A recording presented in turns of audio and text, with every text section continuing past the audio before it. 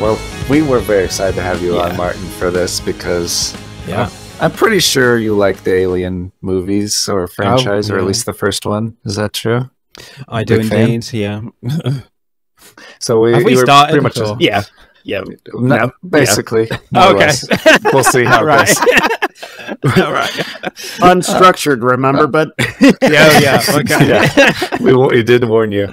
Yeah, but you were definitely at the top of our list because we need to do an Alien Romulus episode, and there's only one person we know that loves Alien as much as us. I think I was trying to look back at our past episodes. I don't think Dustin has listed it on any top 10 list, as far as I can Not tell. recently. It was on one of our early, very first episodes. Was it like sci-fi? Yeah. The first sci-fi? Yeah. Okay. Well, that's been pulled from reality, and we haven't redone it yet, really. Okay. So maybe in the future we will. But it was my top #1 monster movie of all time. Excellent. So definitely a big fan of it, and excited to talk about all of the... Well, not all of the Alien movies. All of the Alien movies that matter right now, which are the 3 leading up to Alien Romulus. And we'll probably talk about how the first 2 deviate from the sequels that ignored some things, or Ridley Scott seemed to want to redo canon or change some canon. So we'll talk about that. Yeah. And Oh, and I guess I should say, we are joined by the wonderful Martin, who is host and host extraordinaire of the Film versus Film podcast. Yeah.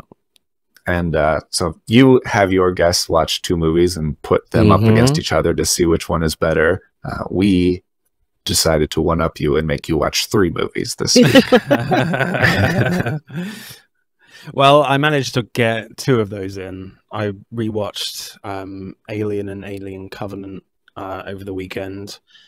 Unfortunately, I didn't have time to watch Prometheus. Obviously, the wrong order. But we recently covered Prometheus on my show last winter, mainly for the prequels episode, and that was Prometheus versus X-Men First Class, and I think First Class won that one. Interesting matchup. That's a really interesting matchup. Yeah, rewatching both of those, frankly, I wasn't a big fan of either of them rewatching, but certainly with Prometheus, it's just I picked that one for that episode because I was just like, okay, I was kind of a little disappointed the first time I watched it at the cinema, and I was going for that one to, okay, was I wrong? You know, was I missing something in Prometheus? Turns out I wasn't. So, so that was kind of disappointing. But I think for me, like my first introduction to Alien, I've said this story many times, but I kind of love telling it. But when I was a kid, like 10, 11, with my friends, we used to do slumber parties, as you call it, sleepovers for birthdays. And one of my friends did Die Hard, you know, at his house, and we weren't allowed to say yippee-ki-yay motherfucker. We were only allowed to say yippee-ki-yay mother flipper or something. I can't remember what it was, but we weren't allowed to say fucker. So I was like, that's TV edit. Yeah. So I was like, that is a cool idea. I want to do that for my birthday party, get all my mates round. And I was like, Dad, what should we watch? You know, because obviously back in those days, showing my age, our age, I guess. Not calling you old, but I'm old. We are. For sure. Yeah. We're old. You had VHS in those days. So I was looking at my dad's VHSs, and Dad was like, why don't you watch Alien? And I was like, cool, that sounds awesome. So my dad literally phoned everyone's parents to see if it was all right. Yeah. Allowed to watch the film, and they were all like, yeah, okay.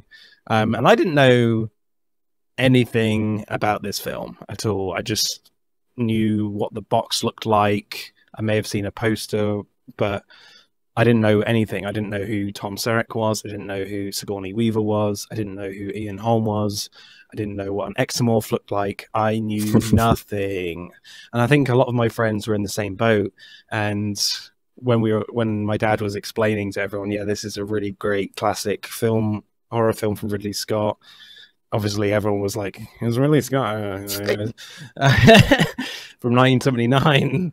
It's a really great space horror film, and I think the word when my dad said, "You know, it's scary and it's a horror," people were like, yeah, we're going to watch The Emperor's New Groove in my bedroom, which had a kind of a nice VHS player in the TV set.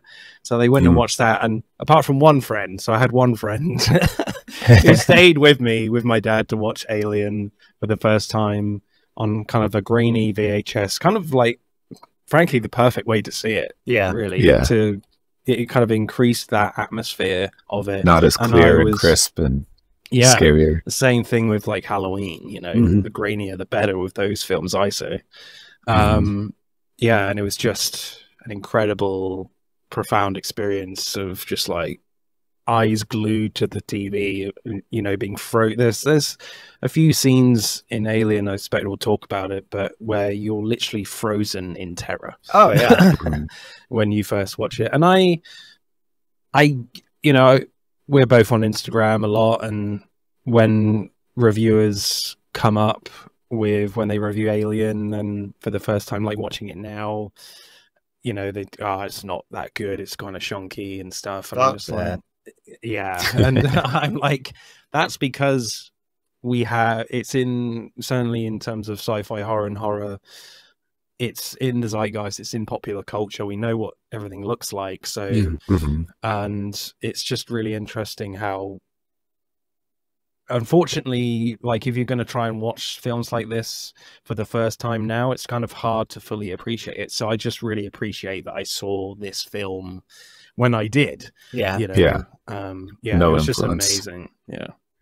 Yeah, those kinds of films that are classics and massive and very widely regarded, they definitely lose a lot of the, I guess, surprise factor, in the sense that so many other things, they change the genre basically and change filmmaking in general, and so many other things are built on the back of it or pay homage to it or whatever. So when you go back, if people go back now and watch it for the first time, maybe not with Alien, because a lot of it definitely does hold up, but with other movies I know that it's not as fresh as it would have been back at then. And especially coming on the back of Star Wars had just come out a couple of years before, and everybody was like, space sci-fi with like spaceships and aliens, this sounds great, let's have more of that.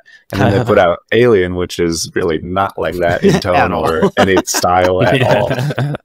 It's amazing they got it made. It's, if I remember right, it was on the sci-fi episode that Jake and I did years ago. It was my #1 sci-fi. I didn't watch it with my dad. I watched it by myself for the first time when I was young. Probably shouldn't have seen it when I was at that age. Right. And I was one of those that was like, oh, it's aliens. Like I had seen Mars Attacks and Star Wars. So aliens to me were always something funny. I did have a cousin who always talked about Alien and always talked about how intense and awesome it was. And when I actually watched the movie, you're right. There are parts in it that even to this day, I get like giddy when those scenes come up, because I'm just like, it's so well done. It's just the patience of the movie is probably the scariest aspect of it. But when it ended, I just remember being like, holy crap. Like no other like space horror or thriller is ever going to come close to like making me feel this way. And it's kind of true. Like there's really not, in terms of that I've ever made me feel the same way as I did that first time watching Alien. It's just so special to me. Love that. Yeah. And it just feels perfect because so many of the choices were based on like the limitations of the technology at the time and the limitations of the effects, that if it was lit too much, it would look too silly. So it's lit so dark and you know so little about this creature. It just makes it perfect. It makes it really cool, just because they couldn't fully flesh it out in digital CG. Which I'm so glad, you know, we talk about it a lot. Huge fans of the practical effect, and watching Alien, I'm always like, maybe this is like this and the original Evil Dead are the kind of movies that really made me just so excited about practical effects. Like, and I'm so thrilled Fede Alvarez is going back to practical effects now with the alien design, and they're bringing a lot of the original alien designers back for Alien Romulus. Super excited for that film. It's kind of when I saw that video of them like driving remote controlled face huggers around the ground, I was like, this is going to be fantastic. It's kind of like a breath of fresh air for me as a fan of this franchise. Well, and primarily the first one. Like, I love the franchise, but I'll be honest, I'm in the minority where I don't think Aliens is a better movie than Alien. No, that's always been a debate in the Alien franchise, that those are always the two best ones, Alien and Aliens. They are the best, but Alien is, in my opinion, it's a better film. Yeah. It just is. Yeah. I think it tends to come down to, do you like horror or not? If you're not a big horror fan, then you'll like the more action-y, James Cameron-y Aliens. If you like horror, even like as a pedestrian level, I think you'll love it. Oh yeah. I think, ever since, Aliens, with certainly Cameron's work post that film in the franchise and his own work, it's very much been action orientated. Like, you've got with Terminator, it's more of a straight up horror film, and then he comes in again for his sequel, more of his own vision in that film with that franchise, and it's very much a straight up action romp. And it's the same with Aliens, even though he didn't do the first one. It's still a great movie. I think that was the next movie at my birthday party as a kid, 11 or 12. I'm gonna watch Aliens now. Come on, right. We're just sticking with the trend, all right? Staying up all night watching scary movies. Come on, you got to stay this time. It's cool. But I mean, there are certainly horror elements, and they bring its own unique design and quality to those films. I mean, it's still an incredible film, and but with Alien, they did all the hard work with the design work and how they made this creature. I mean, incredibly daring stuff from H.R. Geiger and his team to literally, I mean, the phallus design is just like really out there and kind of incredibly disgusting, and it's just I mean, it's so unique. Good. Yeah, and continues to be unique. There hasn't ever been like a rip-off version of it. No, it stands out. I feel like there would be some severe backlash if someone tried it. Like all other Alien designs, I feel you can get away with like blatantly copying, but when it comes down to like the Predator or the Xenomorph, like I'm pretty sure audiences would be very anti. Like, nope, you can't rip off of these guys. They are too iconic. And what do they decide to do? Bring those two monsters together. Which I'm sure that will come up too. I think everybody's feeling is the same as Ridley Scott, which is I do not respect or care or even recognize those movies. No. We'll be talking about the first 3 Alien movies leading up to Alien Romulus, and basically recapping everything you need to know going into it. So if you don't have time to rewatch them all, and then we'll also get into kind of what we like about them, what we don't like about them, and hopes for the new movie, basically. And we're psyched to have you, Martin. I was gonna ask you not even have like an interview, but I was curious about the Film versus Film podcast. Kind of what made you want to start that, and what the origins were for your show. So I started with my buddy Boaz, who I've known for a long time, and it was, I suspect it was a similar thing with you guys. It was a lockdown thing. We were kind of bored, and I was just like, I know you can talk about movies for days long, days. And we were like, should we do a podcast about films? Okay, let's try and think of a unique angle that we can go into in podcasting and do all the research and all that of how to actually do it. And we just decided on this concept. I mean, I had been listening to podcasts for years before the pandemic. I'm an avid listener of the Empire podcast and now the Pilot TV podcast. I don't know if you guys are aware of that magazine. Like it's a great British movie magazine, and I've been listening to that since 2012. Yeah, so that was kind of a lot of my kind of riffs that I do on my podcast. I kind of borrow from that, and put it, on I put my own unique spin on it. I mean, and obviously if you've listened, my last line is, pod signing off. To end the episode every time. So it's just a fun idea where we kind of look at cinema releases and films that come out on streaming, and we pick a subject from those movies that are coming out. And we first started off between me and Boaz, and then we branched out to guests, picking them films from the subjects. And we talk about directing, screenplay, and acting in a very structured way. And we kind of rank each element out of 10, and you can use decimals or not. It's kind of really interesting to see, who loves decimal places out of 10, and who doesn't. There's definitely quite a few guests that I really love that hate decimal places. I'm like, you're doing yourself short there with the scores here. You might not win.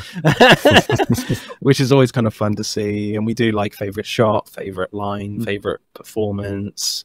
Yeah, we just add up the scores and see who wins. And I do, throughout the year, a table. And do like a big Instagram post at the end of the year of like what films ranked the highest at the end of the year around Christmas time. Yeah, it's a lot of fun doing it for like coming up to my 4-year anniversary. I know you've just had your 4-year anniversary. Congrats. Mine is in November. Okay.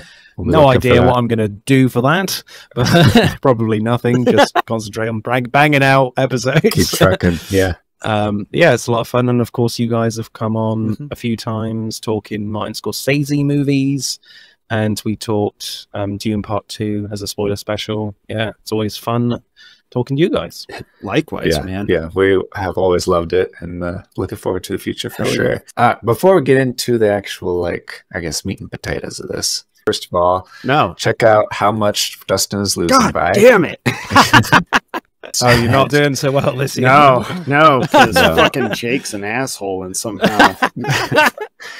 By an asshole, I mean, good at the game. Yeah, based on the rules we set. I don't get how it works in his favor every fucking year, but as he has the belt behind him. I know, but I know what you're about to brag about. So you are not appreciating what you have while you have it, because I know what the future is, and it's hard to appreciate it. So is it like 2-1 to Jake at the moment since you started? I think it's 1-1. This would be a tie-breaking year. Yeah. Okay. Yeah. So the winner gets bragging rights, unless some crazy miracle happens. Yeah. Fucking Inside Out. Fucking. He's very bitter. I did not think that would do so well. The one time they decide to release a Pixar film in cinemas, and it's like the internet helps. It's like the internet knows that I'm like not doing quite so hot, because every day as I'm scrolling, I'm reminded of just how much money Inside Out 2 is raking in, and then Dune 2 still, and then have you got Despicable Me 4? I have that too. Yeah, see? Like, what the hell? Yeah. Good luck, Dustin. Good luck. I know. Thanks, man. So I have this lovely scoreboard. He's so bad. Barely crossed $1 billion just over a month ago. Still sitting at just about $1 billion. And so we have these 3 categories. He is losing 2 out of the 3 so far. Wow. One significantly in the box office, about $2 billion. More than $2 billion worth. He's down by, and then still down about, I can't do the math in my head, but like 700 of a point. A little more, a little less, something around that. Bloody hell. So pretty close in the so rating. Bad this fairly year. Tight on the IMDb rating, though. That's not too Yes. bad. He could turn that around. Definitely has what did I say? Deadpool and Wolverine coming out next. So some of this may be rehashed, but I did want to get Martin's take on maybe the best movies you've seen so far this year, and if you're looking forward to one or two for the rest of the year. I gotta say, I see Drive Away Dolls there. I think that film kind of got way too much hate. I kind of had a blast with that. I know people absolutely hated it, and it's just really funny. I kind of like crass humor, and I think people forget that there was an era where you had like midnight movies and underground movies where they were kind of not designed to be bad, but they were kind of that type of just terrible schlocky movies. And I don't think people realize that. Movies. Yeah, I don't think people realized that when they were watching it, and I kind of clocked on. I was like, oh, it's kind of Ethan Coen is doing this type of movie, and it was fun. It's certainly not an amazing film, of course not, but this is. But I saw what he was going for. And dug it. Yeah, that's cool. Frozen Empire, what a load of shit. My God. I have yet to see it. I haven't even watched it yet. I started watching it and really just couldn't get engaged, and I was like, I'll try again later. Yeah, just really bad, just really cynical studio filmmaking where there's just about 57 Ghostbusters at the end of the film. It's just not good. Okay. Good to know. Anything you're looking forward to coming out also? Obviously Alien Romulus, of course. Gladiator 2, obviously that might come up a few times on our conversation in terms of Ridley Scott. Obviously, weirdly, the trailer got a lot of backlash, which I don't really understand because people hated using the rap song in it. Yeah, Kanye, I was like, that's a cool song. It's just the trailer, people. It's not going to be in the movie, surely. But yeah, I mean, the trailer looked amazing. Why it was 3 minutes long, I don't know. I hate when they do that. Yeah, so I kind of regret watching it a little bit, but it still looked cool. I was not interested at all, and then it did pique my interest a little bit. There's a couple of set pieces that I was like, that would be cool to see, like when they flood the Colosseum and have a ship battle. I was like, okay, that's a cool idea. Yeah, which actually happened. That's not something that they made up. That's real. That did happen back in the day. That would be very, very cool. So yeah. See, what do you think, Dustin? I didn't think the trailer looked that great. Okay. The whole time I was like, this looks like the exact same movie, but without Russell Crowe. And then you got Denzel talking like Denzel, which cool, but like, all right. Do you want to do an ancient Roman accent or something? Well, yeah, I was like, oh, and then instead of a tiger, we have a rhino. Okay. Now the rhino looks cool. I think Ridley Scott wanted to do a rhino for a long time. Yeah. I will say, like, I've been pretty anti-Gladiator 2 since they announced it a long time ago. I think it's potentially the most unnecessary sequel ever made. That includes the fourth Alien film. Where they decided to add a Muppet version of Alien at the end. Resurrection. So when I saw the trailer, because I'm still going to end up seeing the movie, but I was like, well, maybe the trailer will really peak, like, okay, here's what we're going with. And when I watched it, I was like, okay. So, like, I'm not seeing the same thing, but I'll still see the movie with an open mind. But I think, it definitely not for me, I don't think. Yeah, I still might see it. I don't know yet, but I mean, Gladiator for sure. When I first saw that, and I've seen that film quite a few times, and it's still, I literally still cry every time. Oh, 100%. Gladiator is amazing. Who will help me carry him? Gets me every time. But I think what's interesting with Ridley Scott, though, is I think with Prometheus, actually, which I think was the first film where he was just like, he got into his fuck it phase. It's like, of just, the script looks good, yeah, I'll do it. You know, he's just at that point in his career where he's literally banging out film after film after film every single year, where he's not really choosy. He just sees the script, yeah, it looks half decent, yeah, I'll do that.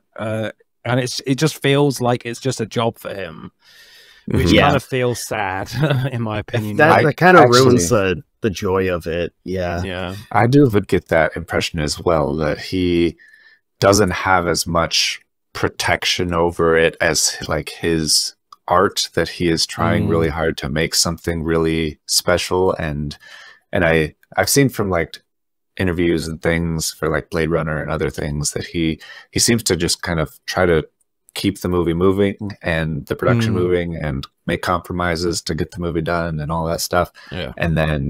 And he's admitted some director cuts in the past were just cash grabs, and he likes the theatrical better. Doesn't really matter to him as much. And so it doesn't feel like, maybe it's because he doesn't write it, he's just kind of like a pure director primarily, that he doesn't have that investment to be like, this is my story I need to tell, like a Tarantino or a Nolan or a Villeneuve or whatever. He's not at that same, I think, investment level personally. Yeah. Which is really sad, because I was really looking forward to Napoleon, and then everyone said it wasn't particularly very good, and I was just like, I'm not really bother.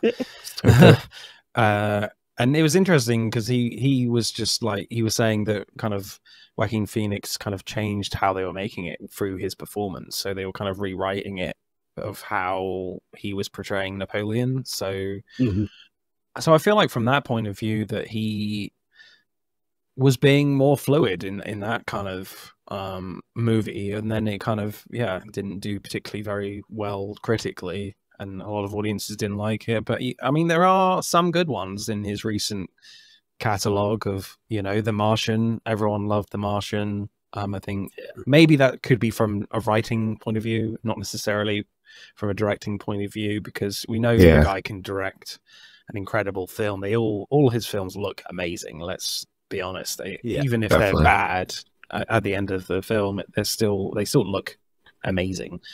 And then, you know, I'm a fan of The Last Duel. That's pretty good in my opinion. Jodie Comer. I keep hearing that one's good. I need to check it out. Yeah, kind of a Russian. I never saw that one either. Of different stories from different character perspectives. And then I literally started watching House of Gucci the other night on TV. It just came up, and I was just like, I can't watch the rest of this. This is so bad. I can't. Like, what the fuck is happening with Adam Driver and Lady Gaga? I mean, there is a sex scene in there. I don't know whether it was supposed to be that funny, but I could not stop laughing. I was like, so it's like the jackhammer scene in Napoleon, huh? What's going on? Is it supposed to be this funny? That's amazing. I haven't seen it. I had like zero interest in House of Gucci. Yeah, I turned it off after that. I was like, anything else? Yeah, there's Con Air. Let's watch that. Cool. Yeah, good choice. Much better choice. Yeah. Well, that kind of leads into our next segment before we get started, which is what new things have you seen lately, where we kind of give a quick spoiler-free first impression of stuff we may have seen at the theater, or even old stuff that we finally got around to seeing. And because I haven't seen anything new recently, so my pregnant wife had just randomly said, "Hey, you want to watch Survivor?" I've never seen an episode of Survivor in my life. I know the basic another reality premise. show to binge, didn't you? Oh my god, I am hooked on Survivor right now.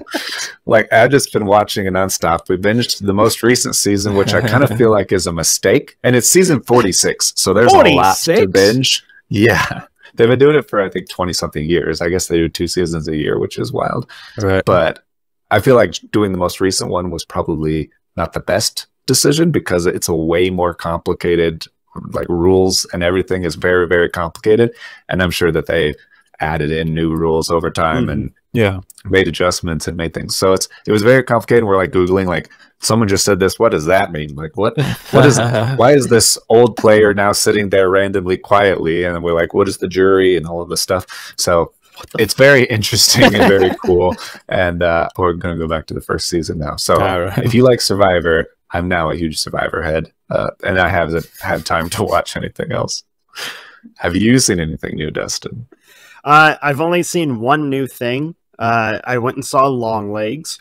Oh, yeah. It's one of my hyped films of the year, so I was really excited to go see it, and I went in blind. So the only trailer I had seen for this movie, or really anything about it, was that very first teaser that they released for it, end of last year, which doesn't show you anything at all. Doesn't show you anything, and obviously you see a couple stills, like the posters they did. I want to say they ended up with 4 or 5 different posters for the film. But I went in blind. I'm a Nicolas Cage fan, so when I see his name on a film where his resurgence is really going strong, I get excited. I get happy. I'm like, yes, let's get some crazy Cage in here. Yeah. I am so glad that I went in blind for this movie. It is so weird and off. It's off-putting, but in a great way. Yeah. I think it's the kind of movie where it's going to be very divisive, right? And it should be. It's I won't say really a whole lot for you, but it is an interesting way to tell an investigative story, and I really liked how they told the story. A lot of people are saying it's in the vein of The Silence of the Lambs. Is that true? Or? That is true. That's not a spoiler. Don't worry, Jake. Yeah. No, I've seen that too, and just the marketing for it. I've also seen in a lot of the marketing that it's really, they're trying to promote it as being super scary, and then a lot of people are in the comments are saying it wasn't super scary. So is that are they misleading people with that? I haven't paid attention to the marketing, so I don't know. And you're the wrong person to ask if a movie and is I'm scary, the wrong person. It's not scary. It's just the investigation is very interesting. And the timeline about it, or the time frame that the movie takes place, and if you know events during that time, it adds a lot of layers to it. Where you're like, oh shit, yeah, it triggers a lot of historical stuff. Yeah, interesting. And it's definitely weird. And Nicolas Cage, I'm so happy with him in this movie. Good, so happy with him in it. But so you liked it? I really enjoyed it. Yeah. Very much. Yeah. I feel like with Nicolas Cage is that I love the fact that he's making so many films at the moment, but I feel like he's trying to pay off some sort of debt, or he's got a tax problem or something. Well, he's been trying to pay off that debt for a long time. Yeah. But I mean, his choices though are really good in paying all that money off. So I love his resurgence. I have been for it for a long time, and then when he did The Unbearable Weight, that one I think really, a couple years ago, that one really kind of elevated, oh shit, Nicolas Cage is coming back. And then I reminded everybody why they love him. Yeah. And it's just fun film though. I've always been a Nicolas Cage fan, so him doing bigger films like this and getting more exposure makes me happy, because I'm like, ooh, let's do it, man. Keep it coming. That's awesome. What about you, Martin? Have you seen anything new lately besides House of Gucci? The first part of House of Gucci. Frantically turned off because I was laughing too hard. Well, kind of related to Nicolas Cage, I watched A Quiet Place Day 1 recently, which was from the director of Pig. Of course, Nicolas Cage starred in that one. Pig was good. I've not seen that one yet. I really want to see Pig. But yeah, A Quiet Place Day 1 is really good, in my opinion. I really enjoyed it. I think it's not the film people are expecting. It doesn't go into typical prequel tropes, which I loved. You don't get an explanation of why the aliens come down. You don't get any of that. There are some... Have you guys seen it? Not yet. Right, yeah. So there are some variations on the monster. And it's just a really kind of great character piece between Lupita Nyong'o and the other actor I can't remember right now, but Joseph Quinn, there you go. And they are tremendous. They really are. And it's just great how they've created, the director has somehow created such a great emotional character piece in a horror franchise. And awesome. It feels like this film, A Quiet Place Day One, is just kind of amazing on its own, and you don't need like the apocalyptic aspect for you to really enjoy this movie. And there's just some really great characters in terms of the fact that you don't necessarily see these types of stories relating to apocalyptic situations. Right. It's just, yeah. And there's a cat in there, and I love the cat. And every time the cat is on screen, you're like, please don't die. Does the cat live? You know, I don't care about the humans. Does the cat live? Yes, it does. Spoiler, but I think that's important. People need to know going into it. Yeah, that's important for people to know. There is a cat, but it does live. It's fine. Good. Let the humans die. That's awesome. That's cool. So who cares? Yeah. I mean, like the scares and the kills, they're there. They're good and creative. But not as intense and relentless as certainly the first movie was. You know, with the A Quiet Place films, there are kind of inconsistencies a little bit with this one in terms of, you know, volume level of like, okay, how was this character being killed because of this particular sound and this person hasn't, you know? So there's a little bit of that, which is passable a little bit, but yeah. I'm a huge fan of Lupita Nyong'o. I think she's arguably the best actor working at the moment. She's amazing, like Us, in Us, the film. She's incredible. The dual role there, so good. And obviously 12 Years a Slave. Yeah, just an amazing emotional performance in that. So yeah, she brings everything to this role. It's just quite remarkable. Awesome. Yeah, it's not going to be for everyone, you know, for sure. If you want explanations about how these aliens have come to Earth, you know, you're going to be disappointed. But if if you're just going in with an open mind, you might have a good time. So yeah, and I didn't mind the first two movies not having that information, so it's not necessary. Yeah, I am not one that needs answers to every little thing in a film. I'm just not. And I'm sure that's going to come up as we dive into this particular episode, and then it'll come into another episode that Jake and I are going to do later on this year. So yeah, exactly. So that's a nice little segue, Dustin. Thank you for that. Bam! On fire. Yeah.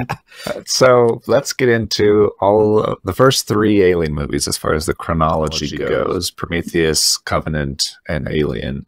And because Romulus takes place after Alien, before Aliens, and so we're going to get you all caught up. I was curious, Martin, you kind of led in with you're not a big fan of Prometheus. No. How do you feel in general about all of the non-original Alien movies? Well, I think the problem is with, you know, the reinvention of this franchise is that they didn't know what audiences wanted, you know, and you've got this battle between being nostalgic and trying to do something new in this franchise. And it's not just this franchise, it's with Predator as well. And with some of those films, they've certainly fallen flat on their ass, a la The Predator. Really bad, in my opinion. It was so bad. I mean, they've done it with the Alien movies, or the Halloween movies, I should say. They've done it with really a lot of the classic horror movies. Yeah, so I think when, you know, a classic franchise, when they try to revive them, there's always that battle of, and that balance these filmmakers and producers are going for. Like, how much nostalgia are we going to go with? How much new stuff are we going to put in these films? And Ridley Scott has said with Prometheus, he didn't, when Prometheus was done, you know, he didn't realize that people really wanted to see the exomorph again. You know, he thought, in his words, it was cooked, you know, with an apple in its mouth. he thought no one cared about this monster anymore. So so that's how it kind of evolved, and with Covenant that they kind of frankly shoehorned in the exomorph into that film a little bit for me. And so with Prometheus, I think what's really interesting is that I think it weighs on the balance of that it's going for something new a lot more than being nostalgic. You certainly have a little bit of nostalgia there, but yeah, this film certainly can be seen as its own thing, and not necessarily even related to the Alien franchise, I would say, and I certainly respect that. But I think the film is asking a lot of questions. It's going very deep, and this was co-written by Damien Lindelof, that did Lost and things like that. So, which is interesting that they were going with these very philosophical questions about how humanity was created, blah blah blah. And what's really interesting and frustrating about Prometheus is that you kind of get that answer in the first scene, where the guy drinks the pathogen, the big engineer drinks the pathogen, and the camera goes right into the DNA strands into the waterfall, and you're like, oh, okay, that's how humanity was created. Okay, end film. Yeah, I think that's definitely the asking that question and then answering it isn't, at least in my mind, not necessarily the point of the movie. It's more what comes after. If humans were created and we take the whole deity creation out of it, and a religion that any human already knows out of it, if we put something else there, then it really becomes a story about what do those who have been created, how do they battle against their creator, or try to rise above their creator? And there's a lot, like you said, a lot of religious overtones, a lot of mythological overtones all throughout Roman mythology and Greek mythology. It's always been about the children rising up over the parents, and or the parents eating the children so they don't do that, and a lot of crazy stuff like that. And so it's an interesting. You mentioned that it could stand on its own. I was trying to remember back to 2012 when it came out, if they promoted it as an Alien movie. They did. Or if it was a surprise that it was an Alien movie. I feel like it would have been better as a surprise, to be like, true fans would know once Wayland shows up, like, oh, that sounds familiar. But then most people wouldn't really know until you get into the like the later monster stuff. You're like, this is very much leading into Alien all of a sudden. I remember it was announced that Ridley Scott would be doing another film in the Alien franchise, because the big hype was Ridley Scott was returning to this franchise, to this universe. So that had everyone hyped up, myself included. I was positively giddy. Yeah, I was like, fuck yeah, if there's anyone that's going to like revive the franchise after the fourth one, like, it's Ridley Scott. This is going to be fucking brilliant. I have a love-hate relationship with this movie. Yeah. I think that's first going to be my next question. Yeah. Because I'm not sure how you feel about these two.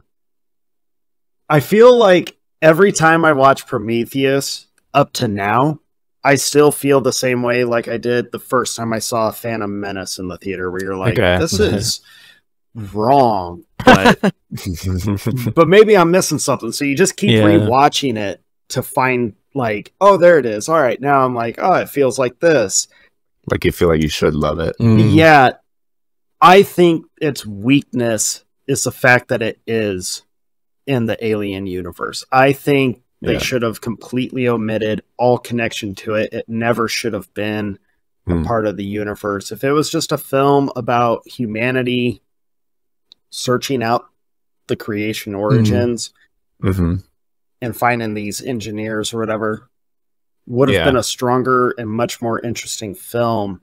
But at least for me, you find yourself, the moment they announce that it's an Alien film, you spend that entire 2.5-hour movie waiting for the goddamn aliens to finally show up. Like, one shot. Honestly, the whole time you're like running through the hallway, running away from something, like, it's going to come up. It's going to come up. And the whole time you're like, at least for me, I remember finding myself halfway through that movie and thinking, like, I don't give a shit about David. I don't care about these engineers. Like, you told me this is an alien movie. Where is my alien? Like, why aren't people getting holes punched through them? Why aren't we getting, like, the cool, crazy chases? Where are the face huggers? Yeah. Like, and that's where Scott was wrong. Yeah, I saw the same thing where he was like, no one cares about this monster anymore. And it was like, no, everyone has that monster in particular on such a high pedestal. Like, people need this monster. Like, he's so iconic, or it's so iconic, and you took it away from us. And then what we did get was like this. Like, I'm not a big fan of what we did get. I think for me, like, his way into this film was all about the engineers. He wanted to know about that guy that they find dead in the first Alien film. Let's explore that idea, which I think is a good idea, you know. But I think, as I said, like, they were just kind of creating too many questions with it. And I think what was really interesting, I think, with, you know, Prometheus and Alien Covenant, and I think I enjoy Alien Covenant a little bit more with the whole aspect between David and his relationship with how he sees humanity. You know, of the fact that he is someone that's been created by humans. He knows his creator. He knows he won't die, and like, but with the humans, knows he's better than them. Yeah, he knows he's better. He knows that. What's that film? Lawrence of Arabia is awesome, and she'd tell everyone about it. But with humanity, like, we don't know. Well, in this kind of context of this film, we don't know who created us. We know we're gonna die. So he's just like, why do I need to serve humanity? And I feel like they kind of touch on that a little bit with Prometheus, and I kind of really love that. We'll get into it, I guess, in Covenant, that opening prologue scene. And they kind of sum up that whole kind of story brilliantly in that little scene at the start of that film. And I feel like in both films, really, they don't explore that aspect of both films. You know, the duality of the human characters, and how David is helping them, and how he sees this whole situation. And also one big thing that really bothered me about both of these films, really, because obviously when in all these alien films, they come up with the name of the ship, what their mission is, and how many crew are on board. And when I saw crew 19, I was like, 19? Really? What?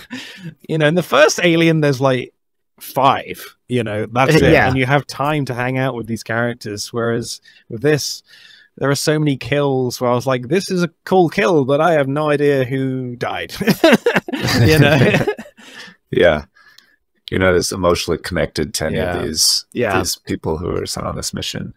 I think that Prometheus, I feel like it could have been incredible. Like, I think it has the pieces to be a phenomenal philosophical story, and it does touch on so much of mythology and the struggle between creation and creator, and the drive of David to become his own creator of things and surpass his creators. I find all of that very, very interesting. But I do think that it maybe either tried to do too much, or stuff got lost in the editing process. And there's a lot of like deleted scenes where Wayland talks to the engineer and exposes a lot more interesting stuff. I would have been more interested in that kind of thing in the theatrical cut. I feel like his TED talk goes on way too long, and where he just kind of explains his entire life and everything. And I'm like, are we still on the TED talk scene at this point? But I think that it's visually incredible. I really do love the visual nature of it, and the planet and the everything that they do there. And like Martin said, I mean, Ridley Scott's films always look epic. They're huge. I mean, the scope is so beautiful. So I think you get kind of lost in that. And then as you're watching it, Jake, you're like, wait, are we still talking about, like, how many questions are you presenting? And then trying to answer within 10 seconds of asking the question. Like, I think going in kind of... I think going in as well, this film was really impossible to market, you know, as well with the trailers, because this was kind of in an era of the early 2010s where this was one of the first like big blockbuster films that was R-rated, you know, and they were very afraid, I think, of bums on seats. So they were like, let's put out some incredible trailers. And I remember watching this trailer for the first time, and I was just like, oh my God, this looks amazing. I am so hyped for this film. Right. What secrets are they hiding? And they weren't hiding any, because they showed it all in this trailer. They're like, we literally put every action piece in that trailer, so everything you were waiting for is within the last 5 minutes of this movie. And that, I mean, that leaves you with more questions than answers too, which I know a lot of people struggle with. Yeah. And I think I alluded to this as well, but you know, this was one of the first films that Ridley Scott was in his fuck it phase, and he just seems to be, I don't know if it's just how we make movies these days, and the fact that, I mean, one criticism I always fucking hate about film criticism is, oh, it's too slow. It's too slow for me. And I'm just like fuck slow. You. Sorry about all those people, but we'll get to it with Original Alien, but Original Alien is slow. Like, you're watching him drink coffee a lot. Yeah. And I feel like this film is in a rush, you know, and there's no time. It doesn't have time to build atmosphere. Like, they go from the ship to the temple place like 3 times. And they got to fit so much in, and like the first time they go into the chamber with the big head should feel really incredible, you know, incredibly atmospheric, but it just doesn't. You know, they go, I feel the problem is, I talked about this a lot in my episode when we were talking about Prometheus with Lee from Lights Camera Round, whereas there's a lot of because there's so many characters in this film, you've got to accommodate everyone, you know, so it's just really hard to create atmosphere and create tension when you've got to service everyone. Whereas with Alien, you don't need to do that because there's only 5 characters. You can really play with how you're gonna kill these characters. Whereas, unfortunately, they just have to rely on creating these characters to be super dumb. And that's a big criticism that I've heard since it came out, that the characters make the dumbest decisions. I think Charlize Theron's character Vickers is probably the most egregious, where she just runs in a straight line away from this. Right. Every time I watch it, I'm like, why would you not veer away? Yeah. Like, go left or right slightly and you will completely not get squished. Yeah. I mean, she literally sees, or I think Naomi Rapace literally rolls away in front of her. I'm like, what are you doing?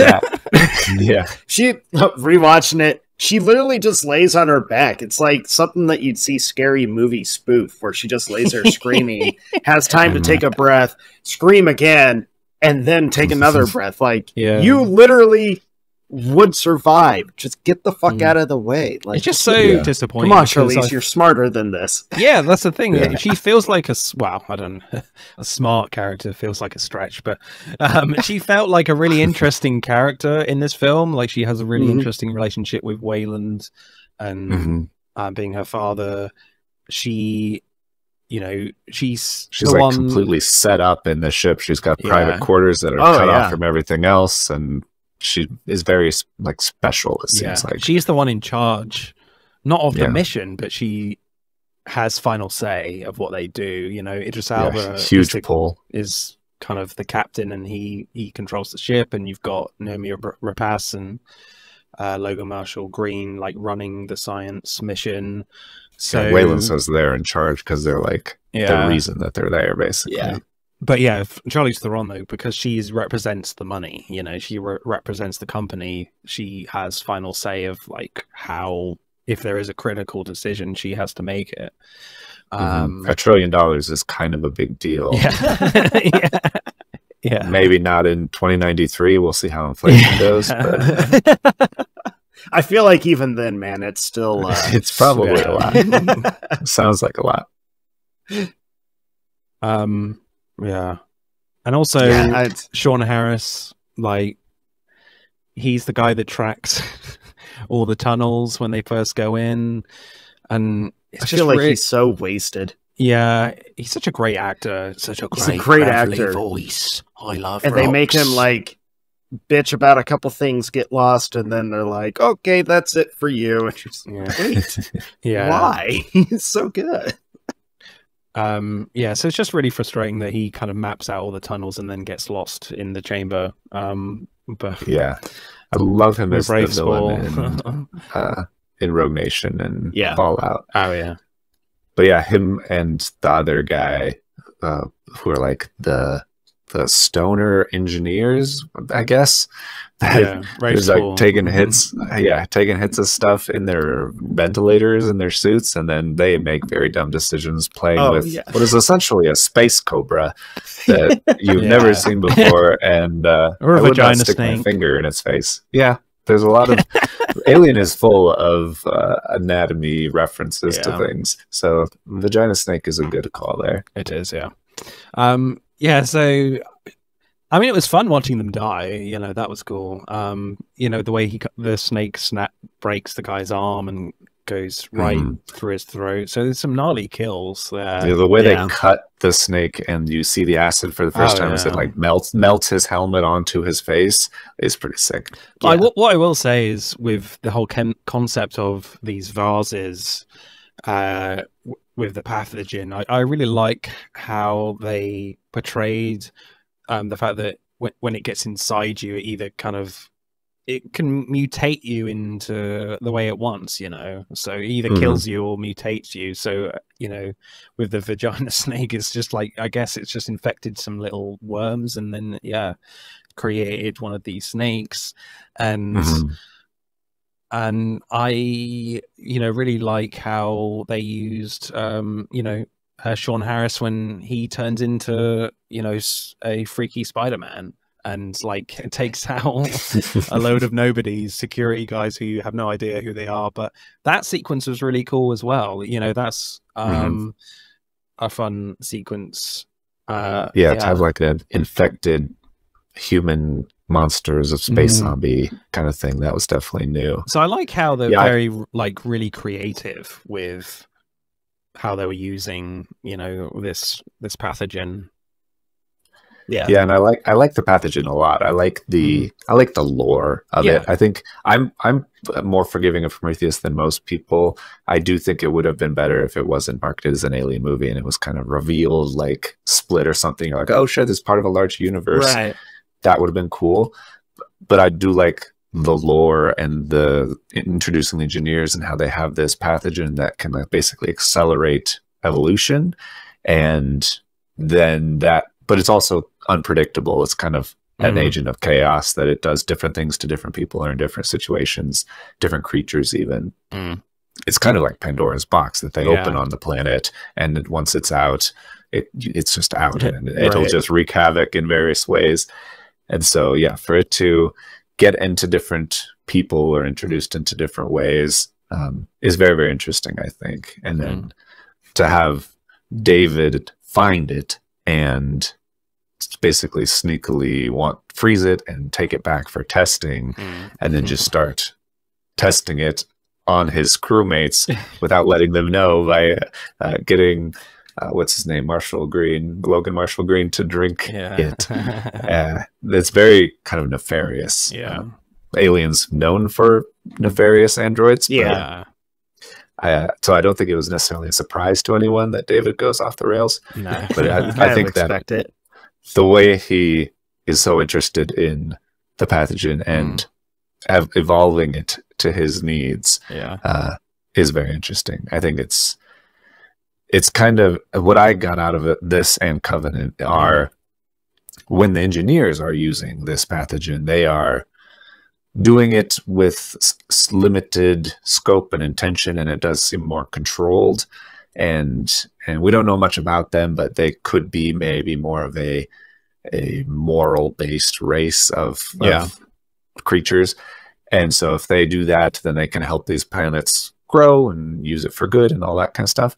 But if you have someone like David, who has no concept of morality and is more just interested in evolution as a thing, that survival of the fittest, survival of the fittest is the most important thing. And so I will just create the most survivable alpha predator thing that can be existed. And so now it's perfect. Once again, it's proven, like, you can't trust the machines, man. This is like AI. Kids, pay attention. If there's one thing to take from Prometheus and Covenant, it's like, don't trust that.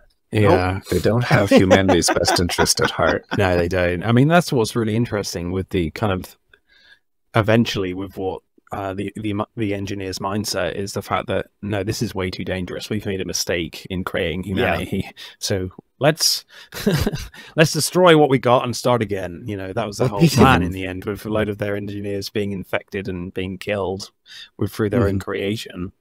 It took me a while to figure out like what the point of the cave drawings were. So in Prometheus, they have all those cave drawings, and they're from different centuries and different parts of the world where communities wouldn't have interacted, but they're all the same star formation. And then the movie has them go out to that planet because, like, oh, this is important. It's a map. We need to go there. And in my mind, I was like, oh, that's their home. That's the engineers' like place. And then you get there, and the engineers don't live there, and they don't. They haven't even really terraformed it or evolved it to the place it could be. So I'm like, why would you have this random planet be the one that's on the world, Earth's whole, like, mapped all over Earth? And so it took me a long time to figure out that it's really just a test, it seems like. That, and kind of a fail-safe, that if humanity just stays at a proper level, we'll be fine. But if you've advanced too far, then you'll be able to and destroy you'll be able to find it. If you find this place and can travel to it, that means you've evolved too far, and you deserve to be wiped out and start over, basically. You done fucked up, people. You done fucked up. It's an interesting thing, and I think, well, I do think I have to say, one of the first notes I took was that if we're talking about perfect beings who are the creators of humanity and should be seen as like the best, of course they will be completely jacked and the most uniform and ideal muscle structure and bone structure that can exist on the planet. So I did appreciate that detail. That's accurate, I think. You don't have a lot of weird looking people. They are shredded. They did not foresee fast food and capitalism and things like that. No, you know, no. They were like, fried food? What's that? I knew you would appreciate the jacked, engineered, godlike folk, whatever they're supposed to be. But it's interesting to me that if the movie is entirely about David, who is learning that he is created and trying to become a creator himself and find something else to create, and then that creation overtaking him just like he overtook his master, the humanity, the entire race of humanity, and then humanity has evolved further or too far past where their creators, the engineers, led them.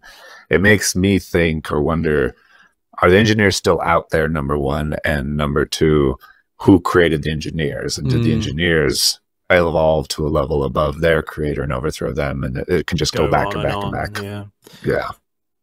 What's That's really a interesting rabbit hole. Definitely. What's really interesting, though, kind of a great scene in Prometheus and a great question that they ask and you don't get an answer to, is when that engineer wakes up for the first time towards the end of the film, and Wayland asks David to speak to him, that I'm here to meet my creator or whatever, but you don't know that for sure that he's actually relaying that message.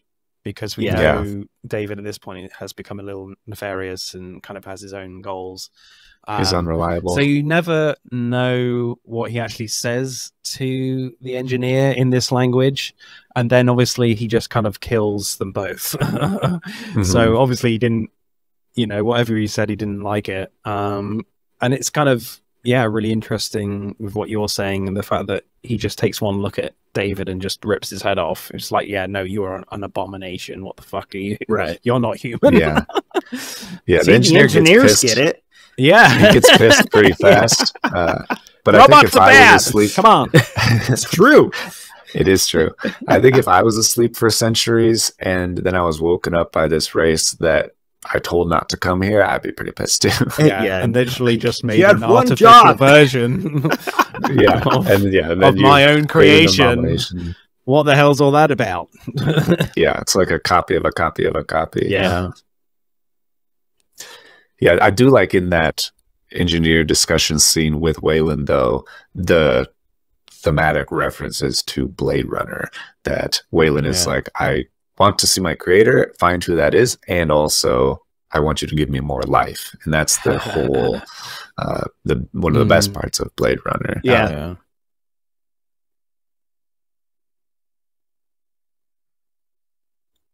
Let's see, what else do people need to know about Prometheus? The birth Prometheus scene. is a tough one because the birth scene. The birth scene, yes. That's very important.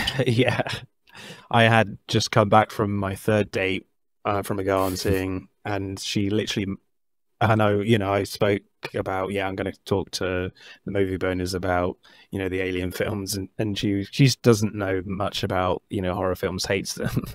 And she was like, oh, is that where one of the films where she's like has to open herself up and an alien comes out of her? So I'm like, that one.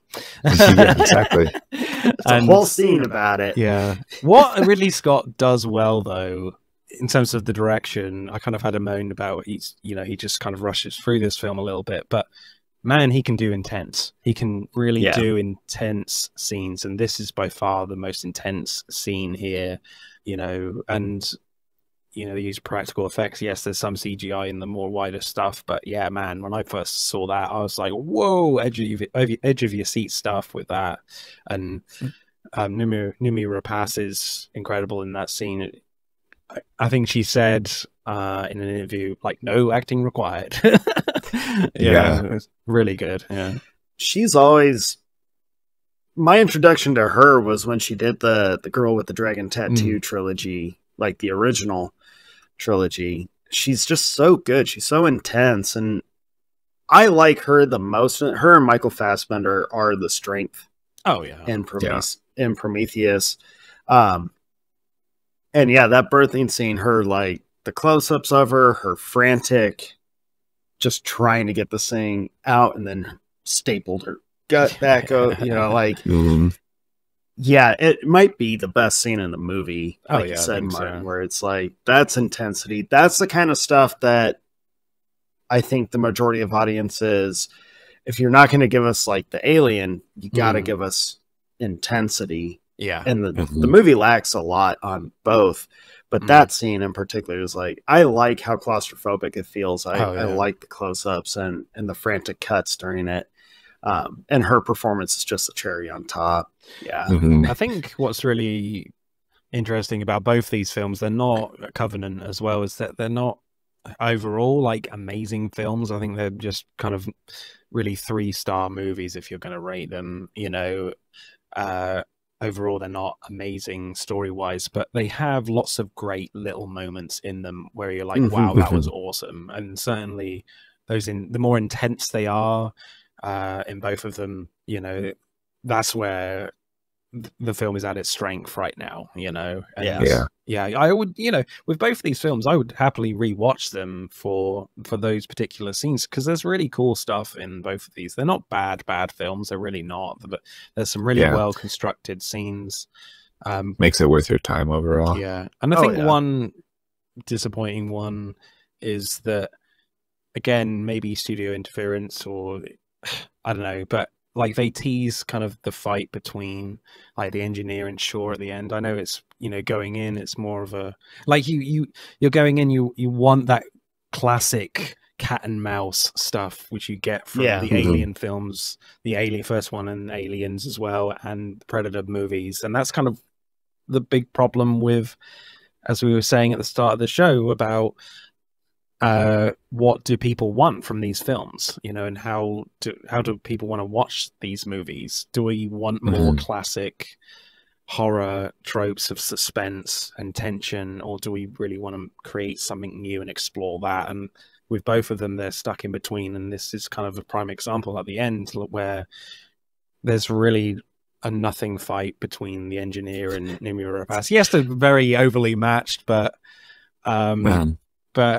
surely they can be a lot more creative. Like a minute.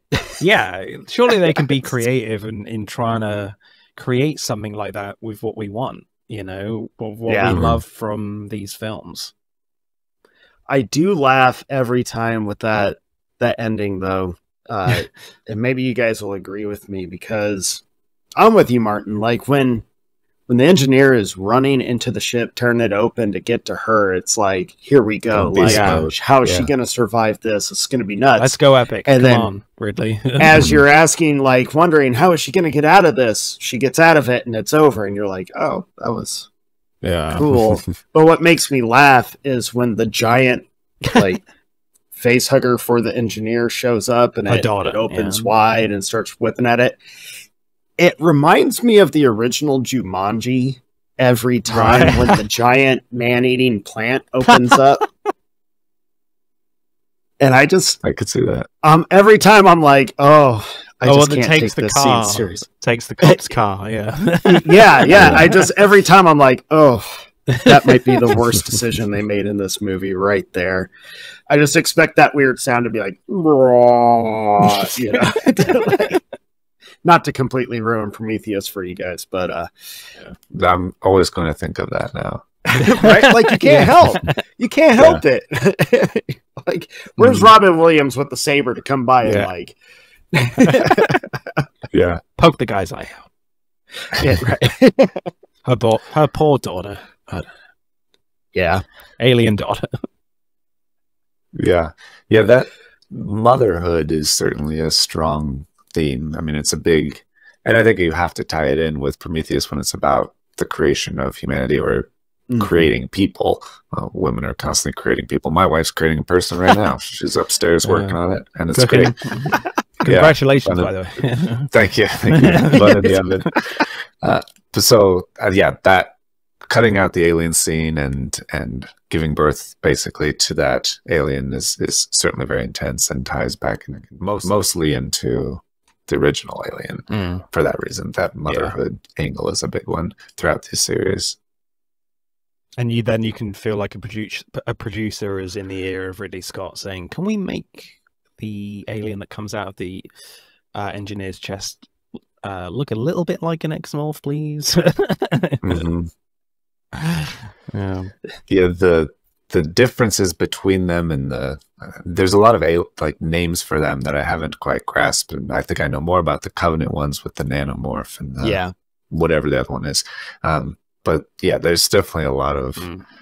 That's why I think it would have certainly been better to be not known that it's an alien movie and they have that thing grab onto him and you're like, oh, it kind of looks like a face hugger, but it's like gigantic and weird, and then you get the chest burster at the end and you're like, oh shit, that would have been pretty cool. That would have been cool. I think it would have been more accepting of like the different species or evolution of what we all know and love. I think that would have been more forgiving for audiences, unlike and I think how they marketed it. I think a lot of people, especially with something like Alien, where the fear of the unknown is so important, that they're like, I don't need a prequel. I don't need to know how they came about. I would prefer that there's some random alien race out there in space, just some monster that exists, as opposed to something that's biomechanically created by somebody for some purpose. So like, I really don't care about that. Yeah. I am definitely in that camp. Very much in that camp. Definitely. Yeah. So then you probably don't care that much about Alien Covenant, which is really just, it skips over a lot of stuff because Shaw and David escape at the end of Prometheus. Right. Yeah. And even though David's just ahead at this point. Yeah. But Yeah. Shaw rescues him and takes him on the ship. And then a lot of time passes and we start Alien Covenant, which, just like the previous movie, Covenant is also the name of a ship. And it follows kind of new themes of colonization on a new planet. I do think we were talking about criticism of Prometheus was too many characters and really not knowing or caring who they are. Yeah. I think Covenant does a better job of making you care about them. Yeah.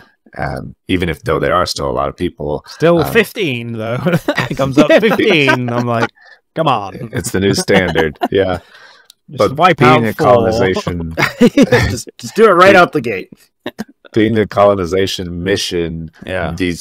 they're now mostly made up of couples and married couples, and so there's a connection as these people are trying to work with each other, but also have instant ties and relationships with each other that is established and clear, I think, so that you are more invested as characters. There's more weight to each death than it's not just a crew member dying. Yeah. It's your whole family dying. Except for the most random cameo of all time where you get James Franco on the home video. To this day, I'm still like, so weird. Yeah. Why James Franco? Like, of all people, like. Yeah, it's a bit of a strange decision to really introduce Daniels, your hero of the film, and she's just sobbing and grieving for James Franco that immediately just dies, which is a bit of a strange decision, but I kind of get that with the fact that, all these people are couples. But yeah, it's great how they kind of change it up with what the missions are. Prometheus is a scientific mission. This is a colonization mission. Alien is space truckers just wanting to get home. And and also with like the production design, the design of the ships, you have some similarity between Prometheus and Covenant. So I quite like the fact that there is some downgrading kind of technology with the fact that this is just a colonization mission. They don't need all the high-tech technology that Prometheus has. This is Prometheus is a strictly scientific mission.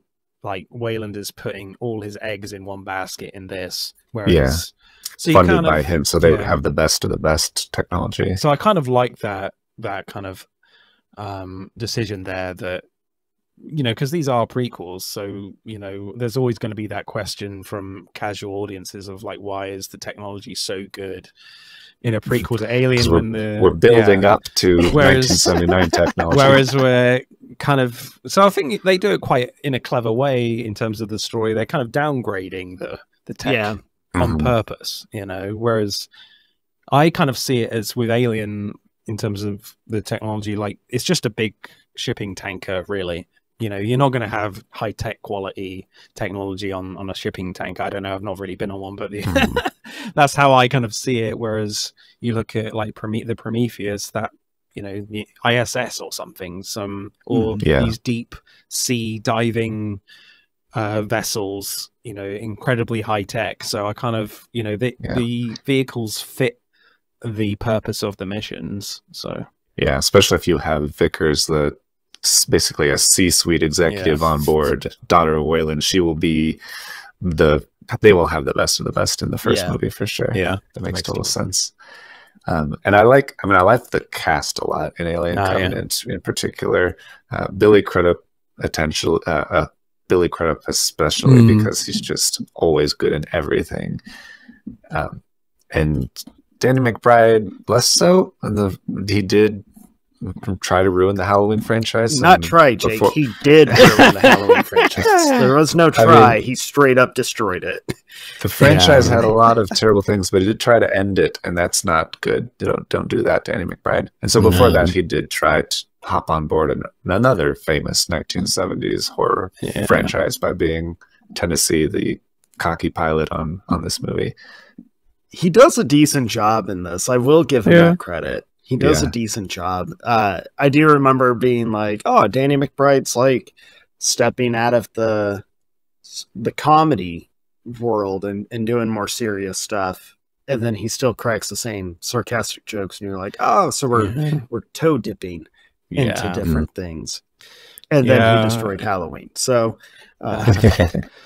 yeah, you got your typical Danny McBride tit jokes in here, and it's like, oh, okay, all right, yeah, he's had in the script here, and I feel like it's a weirdly structured film. This, in my opinion, like they kind of, for me, they kind of waste a lot of time, like getting on the planet, and not necessarily like you get to know the characters a little bit, but like for some reason they're fixing their solar sail.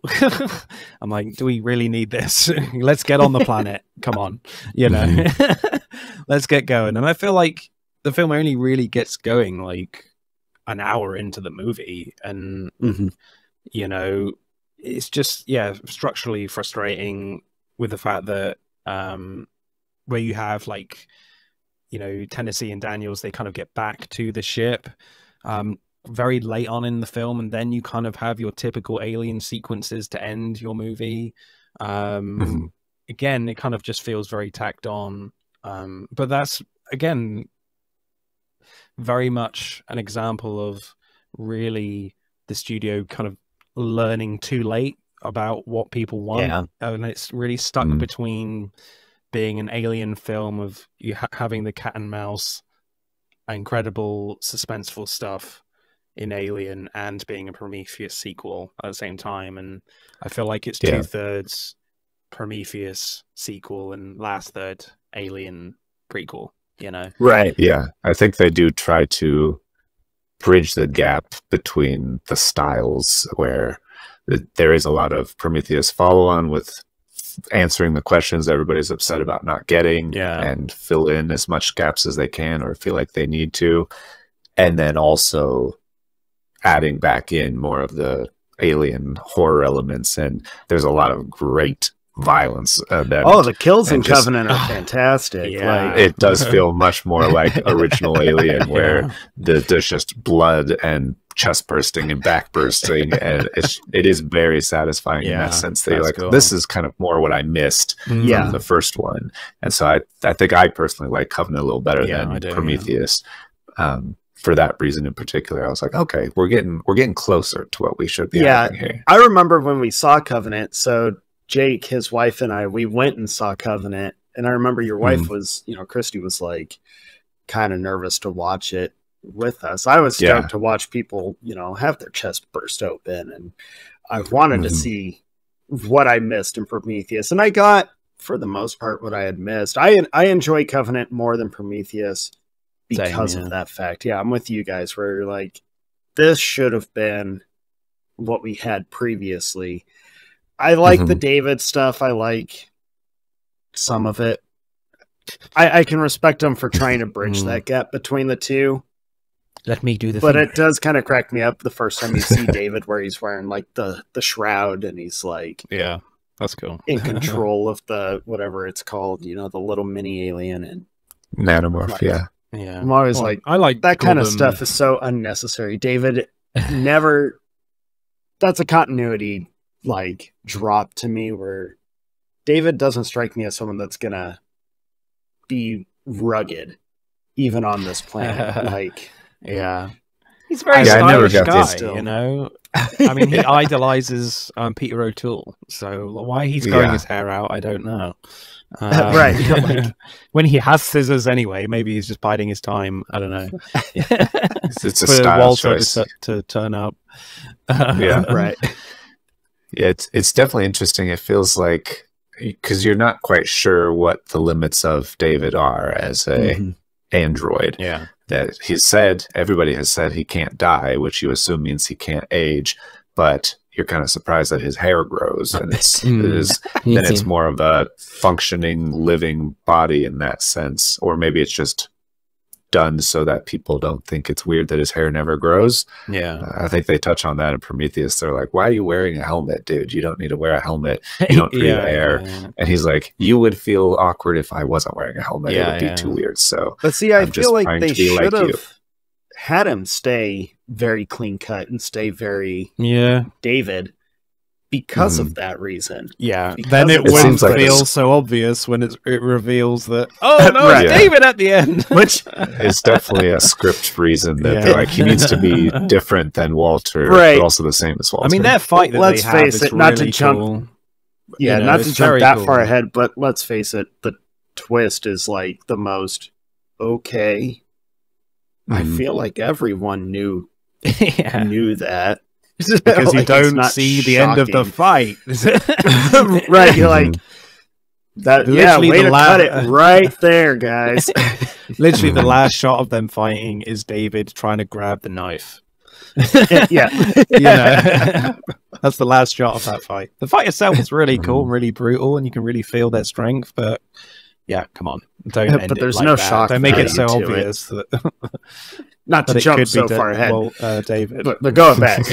Yeah. But yeah, how I like to call the albino aliens, they were really intense. That backburster scene was really great. Probably, I would say, better than the birth scene in Prometheus. Really intense stuff. Great between those for it two to be characters. like the first one, you're like, oh, that's the kind of movie I'm in for. That's very exciting. I loved hearing like the bones breaking and seeing like the struggle to break out of the body. That's cool. I like that the actress who's like stuck in isolation with him and doesn't know what's going on and kind of feels screwed because now she's going to get infected at the same time, but she may already be. That's why she's in there in the first place. But for him to start having those seizures, and she's like, well, I'll just hold you to try to help, and then feel those spikes come out. You're like, this is not what you think it is, lady. No. And it's very terrifying. It's very well done. I will say, though, note to future spaceship designers, less slippery floors, especially in the medical bay, would be a good idea. You're going to get water on it. You're going to get blood on it. Everybody slips on that thing constantly. We mentioned in Prometheus, people make a lot of stupid decisions in Prometheus. Well, there's a lot of stupid decision making done in Covenant as well. Every time I'm always like, if the new captain just followed his orders, like the original orders, the movie would have been real short. It'd be like you said with Prometheus, where you're like, and all right, credits. I think he does the right moral thing of he's getting this a relay message as a distress signal, basically, of a human person who's out here. Obviously, this shouldn't be, so that should be a red flag. But and in the original Alien, they say it's your like duty to answer a distress call like that. And so maybe he has some sort of motivator. Yeah. And so I do agree there are a lot of stupid decisions, but I also think I'm more forgiving of the decisions in this one because there are stupid people in the world, and there are also really smart people that do stupid things sometimes. And also, these people don't know they're in a horror movie, that there's aliens and stuff. The audience knows that. They're expecting that. They're like, it's like when someone's in a house, you're like, don't go in there. There's a bad guy in there. I think they don't know that. Yeah, I think the acting really helps, though, because of the fact that they create such a level of intensity in the scene that we're talking about where she slips. I feel like that is possible, that it could happen, that things like that are possible with the amount of panic and just vast terror that's on their faces. It's believable, so especially when someone's panicking, I would definitely give them the benefit of the doubt. Yeah, absolutely. But I think the dumbest character in this is the exomorph itself, which is really frustrating to me. It's not the like perfect killing machine that you expect. Yeah, because one, they really rush its entrance, and the kill is just over like that, and it's just like, oh come on, Ridley, really? Just from the ceiling and just comes down. That's the first scene you're going to show us the exomorph again after so many fucking years. Really, come on. And then, and plus it's all CGI. But like when it gets on this kind of the platform ship, when Tennessee comes down to rescue them, and they decide to get the crane out, it just runs straight into the crane. I'm like, what are you doing, man? What? You got eyes that work? Yeah, that was so disappointing. My biggest miss in Covenant with the monster itself is like you said, Martin, it's not intelligent. And maybe it's because it's like subspecies or something. I don't know. Or a baby still. Yeah, but I'm like, man, one of the best things about this alien is the fact that it's so much smarter and it's always ahead of its prey. You know, whether it's hiding in the duct or it's just stalking them and like actually hunting them like a predator would, or hiding in plain sight, but it's able to camouflage itself just because it's dark. It has those predator instincts. Yeah. I miss that in Covenant, and also with like the little hints that they gave in Prometheus, where you're like, I miss that sleekness, because I think that's what's so scary about this creature is like, it's always, every time they're trying to track it, they're like, it's right on top of us. Like, you should be seeing it. And everyone's thinking, where? And you as the audience know it's either going to pick them up from the ceiling or it's going to like come up through the floorboard and pull them down. Yeah. I miss that. I'm with you, Martin. Like, attacking the fucking this machine is like, okay. Yeah. It's not flesh. Yeah. That looks like a human. It's got a giant hand. Right. I think the issue... I think you would expect more out of it too, being that David crossed the alien goo, evolution goo, with an engineer, and the engineer should be highly evolved, highly intelligent, and that's why they're white. Yeah, the nanomorphs in this movie are white because they have that super jacked white skin. Yeah. So it's a little more disappointing that it's less intelligent. The albino exomorphs felt more dangerous and more threatening and more scary, frankly, than the exomorph in the film. You know, Smaller, faster, even though it was very quick, I did quite like the fact that I don't know the character names. 15. You know, when the girl is like just washing her face at the pool, the sink thing, and she hears a noise, and then the albino is just like right there. You know, that was good. Yeah. A kind of a good way of doing it quickly, and then it just bites her head off, frankly. And then, like, the scene with Michael Fassbender, and it's just, like, there, and he's trying to kind of communicate with it, and there's just a really interesting bond between them, and then Billy Kudrup turns up and, you know, kills it, and I love that kind of guttural scream that Michael Fassbender does after he kills it. That was so good. Only time you see him emote anything. He doesn't care when any human being dies, but he, like, had a connection with that creature. That was the most interesting, like, thematic thing about the film is you know, the fact that Billy Kudrup is a man of faith, you know, and David is a visionary. He quotes Ozymandias, you know, a man who creates awful things or whatever, and so that kind of aspect of the film I don't think was fully explored, and I really would have liked to have seen Billy Kudrup like last a lot longer before he gets killed, rather than just being like, "Ooh, what's in the egg," which was disappointing. But there's a philosophical conflict there that would have been interesting to explore. Yeah, because he ends up being, you know, the leader of the crew, and unexpectedly. Why would you want, you know, James Franco being your leader anyway? But that's another story. But yeah, that's just they start off in a really interesting way with the fact that everyone is trying to look up to Billy Kudrup, but because he's a man of faith, do they really trust him? You know, he's not a man of science. And then he kind of meets David, who is all about creation and creativity in trying to create the perfect being. So I don't think they you know, they scratched the surface there a little bit, and obviously, you know, we haven't really talked about it, but there was supposed to be another film before they changed tact and was like, no, let's do something post the original film. You know, it was supposed to do Alien Awakening, I think it was called. And that was supposed to be more like android focused, with the David character, which is a little disappointing. So it's, you know, it does feel obviously with this end that he is putting exomorph little ones under ice or whatever. Embryos. And we don't really get to see the end of this story. But yeah, I like that aspect of the film as well. Yeah, I do think it would be interesting if we ever got Ridley Scott's other sequel before Alien that would answer some of the more of the Covenant questions or things like that. But I also don't love it when they come out with a legacy prequel and then they tie it directly into the next movie.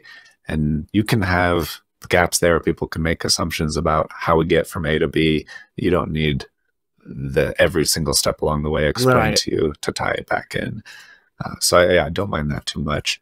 But I like the themes in Covenant and tying back to the relationship with Shaw. You don't see Shaw in this movie really at all. Although they released that like prequel segment where you get to see David and Shaw interacting more and realize that there was actually a pretty positive relationship between them, that he did care about her quite significantly until she ends up dying or he ends up killing her. And then he basically uses her body, dissects her, and turns her into a test subject.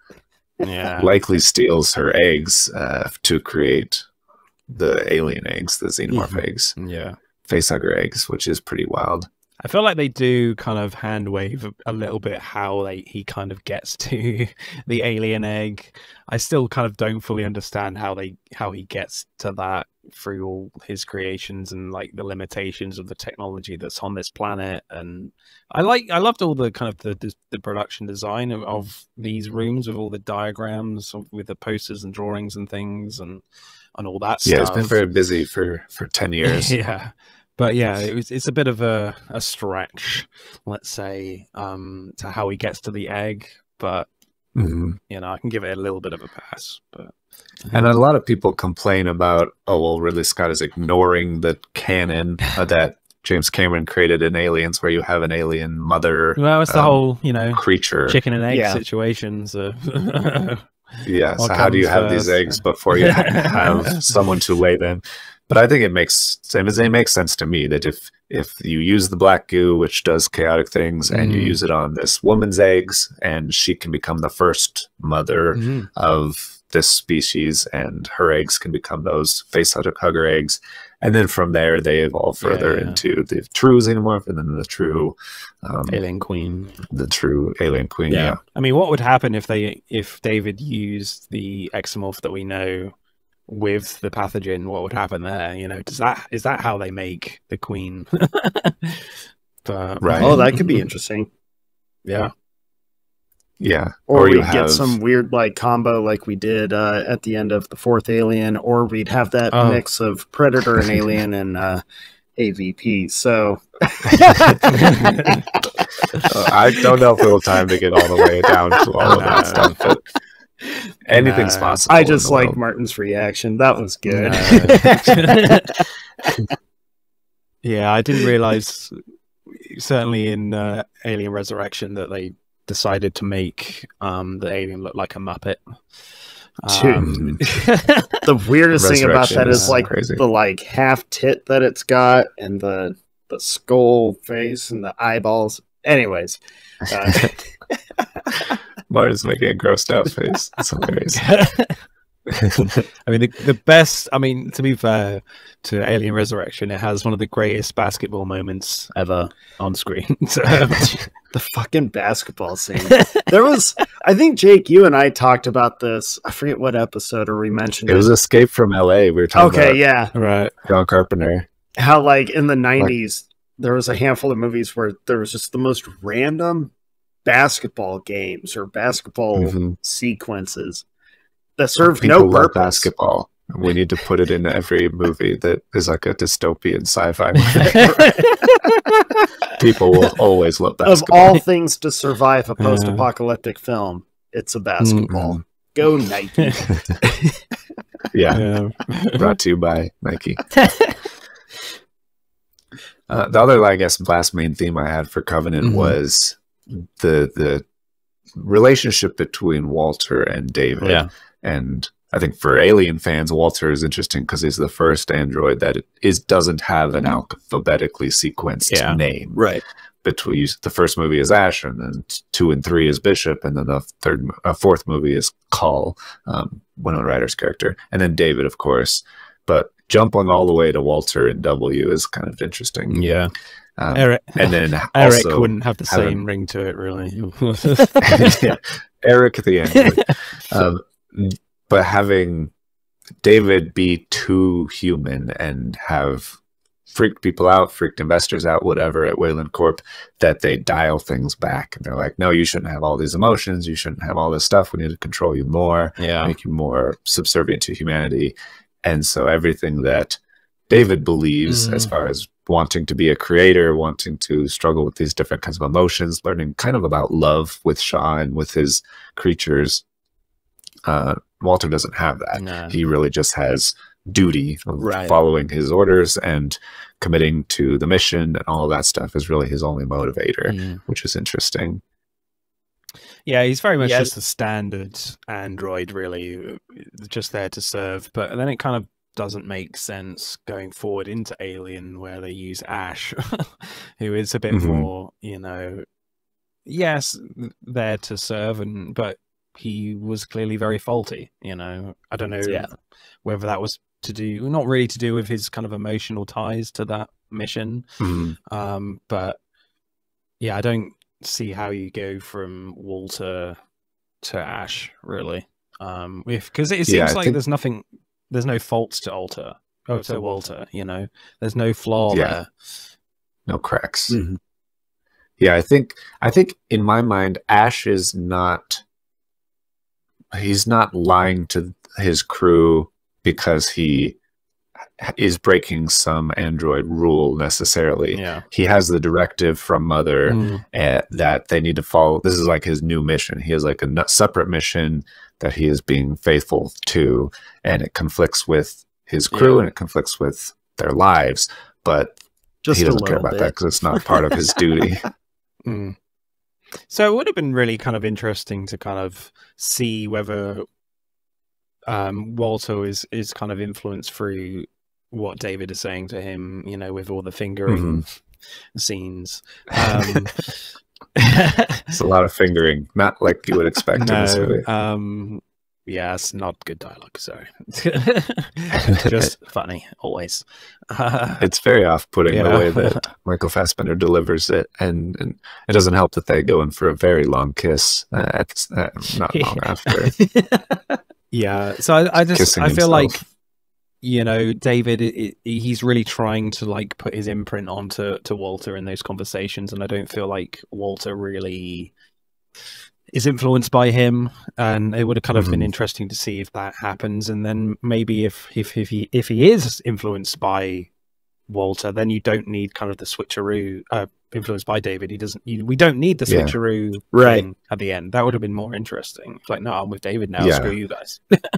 That would have been really interesting, actually. Yeah, to see kind of Walter be, I guess, corrupted by David. Yeah, that would have been better. Because I always shake my head at the like, oh, we switched things up, and you're like, no shit, Sherlock, we knew that right away. Yeah, if there was more of a question of is he or isn't he? If it was like on the Blade Runner level, like, is he a Blade Runner or is he not a Blade Runner? And then you could be right on both sides. You could debate it on both sides. If the movie took that route, I think that would be much better. But I do think everybody saw that coming. Yeah, I mean, when David sees like the other crew members being killed in the chamber before the shower scene, he literally smiles to the camera. I'm just like, well, yeah, that's David then. You know, not particularly subtle with that. Like at all. Right. Not even trying. Oh, you're trying. Okay. Yeah. I wish it would have been a debatable switcheroo. I think that would have been way cooler. I think it would have given the film more credibility, because I think the fact that they don't go in for that, or don't fully invest into that, they just blatantly tell you the quote unquote twist. I think that kind of has a collective groan where you feel like, oh, I saw this coming. Come already. on, man. Yeah. Yeah. It's never good when the audience is ahead of the writing. Yeah. It just feels like, oh, I shouldn't have already figured that out. And with Michael Fassbender, his performance on both of them, I mean, with both Walter and David, he could have pulled that off perfectly to make you question it and debate it forever. But I think it was just he's so skilled. Wasted opportunity with that. Yeah. Yeah, just don't smile. Come on. When you seeing your crew members dead. Yeah. Just something you would never do as Walter. So, okay, enough of that stuff. I think we covered everything you need to know going into it. The xenomorphs have been engineered by David. They're biomechanical creatures. There's an engineered dude that was found in this next movie, Alien. And we'll talk about that. Yeah. So Alien, I know we all love. Yes. Right? Alien. It's a pretty great movie. The best movie of all time, obviously. I really can't. There's nothing to complain about Alien. Like, I love, Martin, you brought up like a slow-paced film. That, I think, is what makes Alien so brilliant. Yeah. Is because it's slow. And it just takes its time. The whole time you're tense. Even during like just before anything really hits the fan, because the tagline is, in space no one can hear you scream. So the whole time you're just like, something bad has to happen. And that first time you watch Alien, you don't know just how bad it's actually gonna get, and then you do. I think what's great for me is the fact that it's all about atmosphere in Alien. It's really about that. Yeah. And it really establishes that from frame one, frankly, when you get in the ship. It just takes so much time to really show you around this ship. You get to feel the atmosphere, you get to feel the sound effects, you get to feel the technology, and it just feels kind of really cathartic and dramatic, even when they just come out of the hypersleep beds, and when it gets you right from that moment, you're in. It doesn't. It's just so good from that aspect, and you get to spend a lot of time with the crew as they're waking up and eating at the table together, and then you get to feel like you know them and what their dynamics with each other are, and because there are a smaller number of them, that helps as well, for sure. Not 19.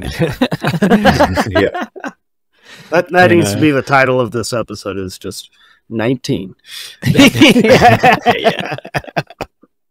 But it feels like a proper ensemble movie, and I don't feel like you get the sense that Sigourney Weaver is the lead of this film. I don't think you do, nor Tom Selleck. It's a very true ensemble for me. And what's great as well is that all these characters feel normal. They're just having breakfast, they're having tea, they're doing normal things that we would do just on a spaceship.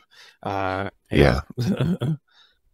and it doesn't focus on Ripley for a while. Yeah. So if it's your first time watching it, you don't even really know that she's the final girl or focal point of the movie. Watching an iconic badass. People now probably know, but back then you definitely didn't. You didn't, no. I did not. Yeah, it's just, I love the patience of it. Yeah, with them like waking up and just the natural, let's eat breakfast. Everyone's kind of reacquainting and just kind of getting their bearings. But I also really like how they have to get to business. Like, so we're awake now. We've done our morning routine, quote unquote. Time to, here we go. Start doing the checks. Start going down this line. We got to work. I like that it shows you them having to do this. It definitely... And I like how it was shot, because it kind of makes you feel like you are with them. Like you're part of that crew. You're going to follow each one, and you do get to know everyone, which is cool. I'm terrible with all of the character names, but that's okay. You only really need to know a couple of them, so right. Pretty much all of them are gonna die, so right. Don't worry about it. I mean, with that normal aspect, it's they're just talking about their contracts and like because they've been woken up early. I'm like, are we going to get a bonus? What's going on?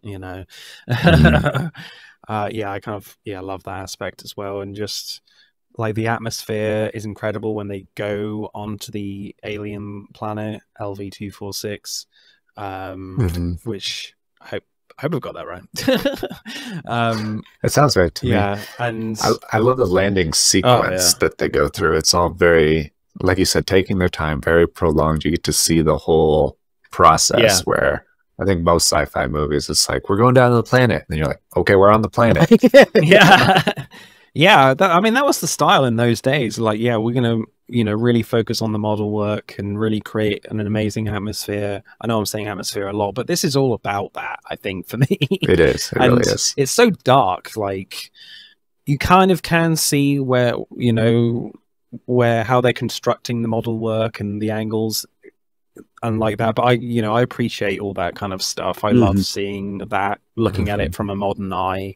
But it's so dark when they get in the ship as well. I feel like sometimes in horror movies these days, sci-fi stuff, it's just way overly lit and you can see too much.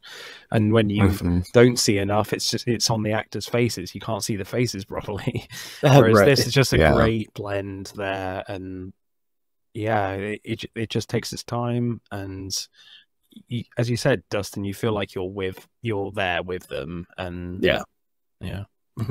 And the set design looks so incredible, not just from the lighting, but the actual like shapes of everything. There's so many like cables and piping and everything that's in the dark. And so when you actually, after you first see the proper parts of the xenomorph monster, and then you see as it starts hiding in plain sight in the camouflage and using its predator instincts, there's so many times you're like, is that it? Is that part of it? Is that its tail? Is that? And you're always looking for it and trying to find it and feeling stressed out that it could be anywhere at any time. Absolutely. And it might just be holding still. It might not be there at all. You don't really know. Yeah. And it takes its time. The film Ridley takes its time with every kill. I mean, Brett, Steph, Harry Dean Stanton, like that scene takes forever.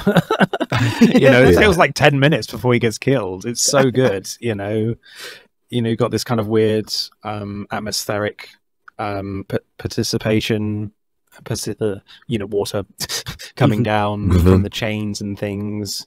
And I feel like the alien is a proper monster in this, whereas with like Covenant, it just feels like an angry dog, whereas this, it's all about intimidation and awe, be fearful of me, it's not just hiding and surviving, like it's hunting you down as well.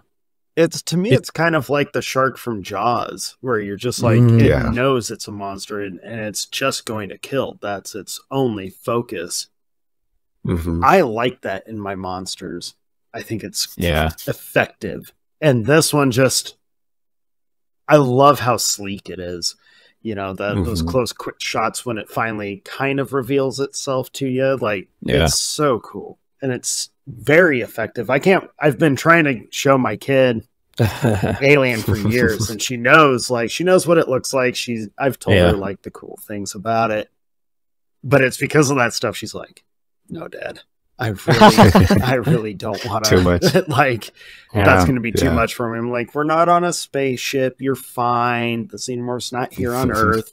Although that would have been a good story had the story or the studio not, backtracked. But anyways, the early hints to it. That's when movies like this were really effective and great, because it was all about anticipation, the atmosphere, hinting to what you're gonna encounter, and then when you finally have your big reveals, it's so much more grand. It felt bigger and it felt more. Yeah. I just lost the word, but it felt more scary. I mean, it was just scarier. Yeah. Like the first time you see the xenomorph actually stand up and kind of come from its spot, you're like, oh, so everyone will die. This really is like... It doesn't matter if it has to kill you in the dark. It can kill you right now. This is scary. Yeah. Stop banging those cylinders. Stop being so noisy. Right. But yeah, I like that because they're just panicking. They're like, this is so intimidating. I need to get out of here and onto the shuttle as quick as possible for Lambert and Parker in that scene towards the end. But yeah, it's just the fact that you never get a full body shot, I don't think, in this film of the alien at all. It's just really kind of tight in. There's some really great close in shots, and then when the kills happen, just really quick cuts. You know, I love how Dallas gets killed as well. You alluded to it, Dustin, with, you know, you feel like the Exomorph is being really clever here and outwitting the humans of, you know, you feel like the Exomorph knows that they can track him, and they're like, he's just gonna bide his time to kill Dallas, and it's really well constructed from an editing point of view, and then, you know, you feel like he's getting out, turns one way, then jazz hands, and he gets killed. And it's just, the timing is so good with that kill especially. Yeah, no, I completely agree. And I think with Dallas being the captain of the ship, dying, then Ripley gets escalated to be the new leader, kind of like Billy Crudup's character did in Covenant. But she's much more, I think, in charge, and also not being a colonization mission. She doesn't have to worry about being neighbors with these people once they land. Right. Like she's like, no, we're doing our job. We're going to keep doing our job.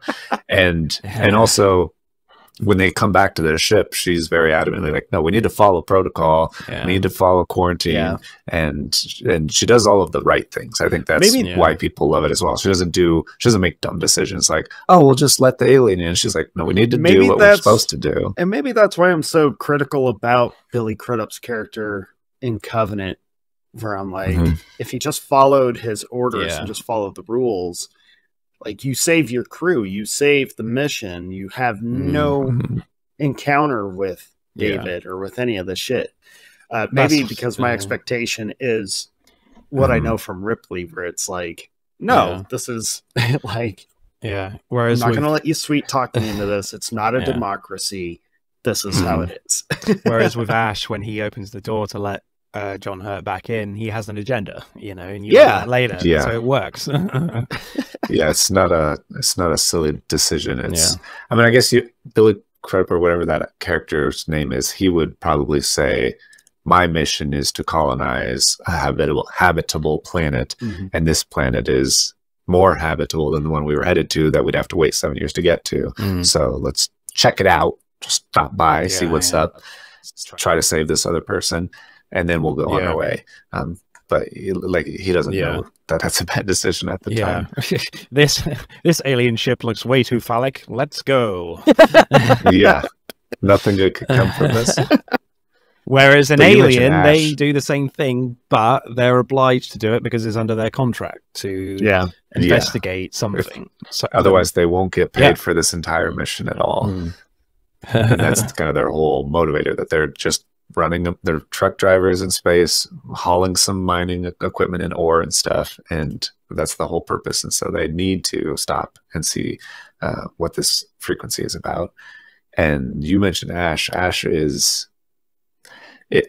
particularly one of the best parts of the movie, that he has so many little hints at that hidden agenda, but it's not overt or obvious like the end of Covenant. He's not smiling his way through the film, no. And so you're like, is he just interested in this creature as the science engineer or officer, or is there something else going on that we don't know about? Because when it bursts out of his chest, they have the opportunity to just stab it in the face right there, and he's like, no, let's stop and see, and then it escapes, and you're like, oh, that was probably the wrong move. But, so that's how everyone dies. All right. Because he's kind of like hiding under the veil of science. No, we must study it. This could be a really fascinating find that we can learn from, which is obviously the truth anyway. But it's a viable argument to make. To hide exactly his own agenda under, Ian Holm is great. There's like lots of little subtle hints in his acting. It's so fascinating rewatching this film, just watching Ian Holm with several, scenes, even when they're going onto the planet for the first time and he's looking out the window. There's little things in his eyes there that you can read, like, oh, okay, this is interesting. He might not be telling everyone the truth, even from that point in the movie. And I loved kind of that little conflict scene between Ripley and Ash when Ripley just kind of surprises him a little bit when he's trying to study, little samples through a microscope, and he's just like, what are you doing? Not like a schoolgirl or whatever, like, what are you doing? But she's really trying to investigate. Why did you let John Hurt in? You're the science officer, surely you should know that you're breaking protocol right now, breaking quarantine. And you can visibly see that he's just getting very irritated and just like, can you just let me do my work? I was obeying a direct order. I think you would have probably done the same thing if you were in my position. So it's just really beautifully written and acted in those moments. And you alluded to this as well, Jake, when there is a conflict of interest, when he is towards the end of the film, when he is trying to serve everyone, but kind of still trying to keep the alien alive. And you have this just a really kind of brilliantly bizarre sequence where he is trying to take out Sigourney Weaver, but doesn't want to because he's supposed to serve, and he kind of wraps up the magazine and just kind of puts it on her mouth. That wouldn't be the ideal way of killing someone, at all. You can really see the conflict in the acting and the roboticness coming through there, and it's just really wildly done by Ian Holm. Such a great actor, sorely missed. And I always remember, obviously, completely different film, that great moment in Lord of the Rings when he just, tries to take the ring one last time, and it's like, whoa, that face change is still like, god damn, that's a jump scare. All right, that's a jump scare. In a movie you don't expect jump scares for sure. I love that you call them robotic, that reveal that he is an android, because if you saw this movie before the first two movies, that was a huge reveal that nobody saw coming, that this man, that when they hit him in the head and his whole head just like cocks over like that, cool. And you're like, oh shit, what just happened? And to learn that he's an android and he's bleeding all this milk everywhere, and that is very off-putting and very interesting. But then to learn that the xenomorph isn't the only enemy on the ship, that they have this android working against them, and the ship itself, Mother, the AI operating it, is working against them, or doesn't care if they live or die, basically. Has an ulterior motive. If there was one thing to learn, kids. All of film history, do not trust AI. Don't trust AI. God damn. It's going to be like the name of our show pretty soon. It is going to become that, the anti-AI show. Welcome to that. There's an extra just layer of tension that gets added on top once you realize that there's now two different things to worry about. Definitely. One was enough. I love this film so much that me and my friend Boaz, who started the podcast, Film vs. Film podcast, before we started, we made a film about the process of how they made the kind of the android. We went to the New Forest and we dressed up as in jumpsuits and stuff, and it was kind of like an experiment of like testing out the android, and we experimented with lots of double cream and milk, and it's kind of a cool action film. Don't watch it though; it's not good. Oh, I'm gonna find it. Oh yeah, we're gonna have lots of hair in that. We're going to need that video. All right. Yeah, we kind of constructed our own fight scene, and we had a lot of good time. Sounds like a lot of fun. And splashing milk and cream around. Yeah, that's awesome. Yeah, he did not like getting into this disgusting suit, because we never washed the suit. We just he was like, come on, do I have to wear this again? Like, yeah, you do. Yeah. Just keeps getting worse. We didn't have the idea of just washing it and then just reapplying it all. Well, you'd have continuity errors. That's true. That's true. You can't have those. So he did not like that, but yeah, we literally just nailed a bit of a stake to a belt and strapped it on his chest with a tear. It was cool. That sounds awesome. Yeah, the android relationship, I think, is just as much a part of the Alien series as the xenomorph is. That's very much the forefront of Prometheus and Covenant, but throughout all of the movies, that relationship with the crew and the android and I guess human and non-human is really one of the keys. And one of the things I'm most interested in seeing them explore in Romulus is who's going to be the synthetic and how's it going to go? Are they going to be helpful or not? Because most often it's not the case. I kind of hope if they continue that trend, I hope they go with the route from the original, the first two Alien films, because I actually think that the conflict with the androids and the humans is way more effective in the original franchise. Even into Resurrection, I think you still have such a who do I trust? I never fully trust any of the androids, but even when they're helpful, whereas I think Prometheus and Covenant, they try to force it too much. Of oh, see, David is bad. Yes, I agree that these AI robotic androids, they're probably not the best thing for us to have around, but they are more effective in the older films because you half of the time you don't know who it is. And then on top of that, you're told from the first movie with Ash, you can't trust any of them. So that's ingrained into you. So I hope with Romulus, I hope if they do go with the android, I hope they keep it a mystery. Yeah, definitely. Because that's when it's most fun. And I do kind of hope that it's a untrustworthy one. Of course. Yeah. That'd suck. I could see it going. I could see it going either way, because you have been taught by the Alien movies that they're untrustworthy from Ash forward. David is the most trustworthy, evil, I guess. Bishop. Yeah, he's the Bishop's the most trustworthy. David is certainly the most evil in the sense that he is the worst one. He has the most grandiose plans to end humanity, basically. But if Romulus did kind of the opposite take, where they have a synthetic and he's or she is, you're going into it not trusting that person. And so as soon as you learn it's a synthetic, you're gonna be like, okay, that is something to keep an eye on and watch out for. So no matter what they do, you're gonna be like, why are you doing that? You're gonna be suspicious of them.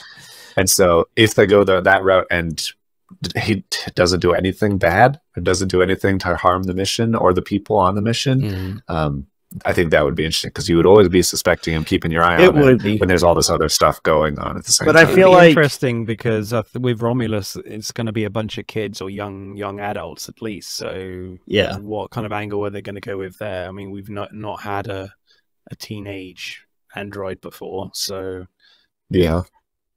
that's interesting as well. I think for me with Romulus, I just hope they kind of keep a great tone with accustomed to Alien and Aliens, because I think Fede Alvarez has said that he is basically wanting to make both films into one, part Alien and part Alien, so keeping the horror aspect but as well as the action, which I don't know whether that kind of worries me or gets me excited. Frankly, that is the balance going to be there, or is it just going to get a bit muddled with it? Because one of my favorite aspects of Alien is this, I'm saying the word again, is the atmosphere of Alien. And I think it just increases and increases every time. And when Ripley is trying to get Jones back, the atmosphere has a really great rhythm to it. You, like, from a production standpoint alone, like, it's so dark, you've got so much like strobe lighting, there's steam coming everywhere, and I loved that moment when she just pokes her head round to see if it's there, and it's just there, like, moving, and then you get another brief shot of the alien coming, and then it kind of has a sniff of Jones, which I'm sure he didn't appreciate, and yeah, so it just has this great kind of rhythm to it, and the sound is great. Like, there just seems to be a great constant, like, ticking. All the time, and there's no music, there's no score. It's just all about the atmosphere of the sound design that keeps you on tenterhooks. And I love, the last scene in Alien as well. I know some people don't like it because the alien is just there. Like, why doesn't the alien just kill Ripley? But for me, I love it because you think she's saved. You think she's saved. You think she is just ready to just go into hypersleep and leave the Nostromo, and she's beaten the alien. But I love the fact that it just pops out of nowhere, frankly. It's my favorite scene in the film, actually. I mean, in that moment, you are, because of this, you're put into a false sense of security. It's such a huge ordeal, the fact, literally just getting Jones back and literally just taking out all of the tube thingies, coolants to start off the self-destruct sequence.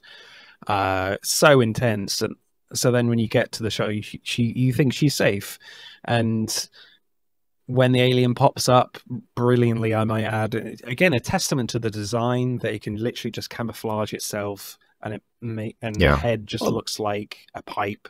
It looks like the pipe on that wall. Yeah, the first time I saw it, when it popped out, you're just like, it's literally right in front of you the whole time, and you don't see it. You should have seen it. See it. Yeah, and you're frozen. I was frozen in terror in that moment, and I think it really keeps you in that mode throughout the rest of that scene.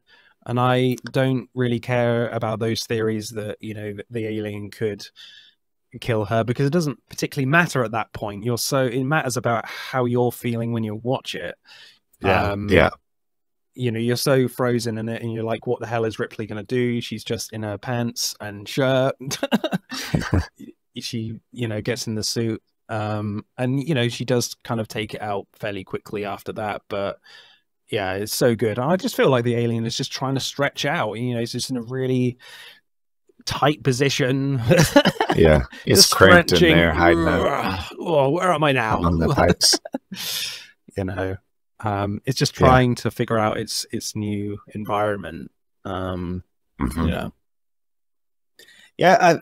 totally agree. I've never taken that, like, the criticism of why doesn't it just kill her. I've never taken it that way. I'm like, if you look at a lot of modern predators who know that their prey is like right in the grasp, they can play around with it. They're kind of known for like biding their time and just letting it be.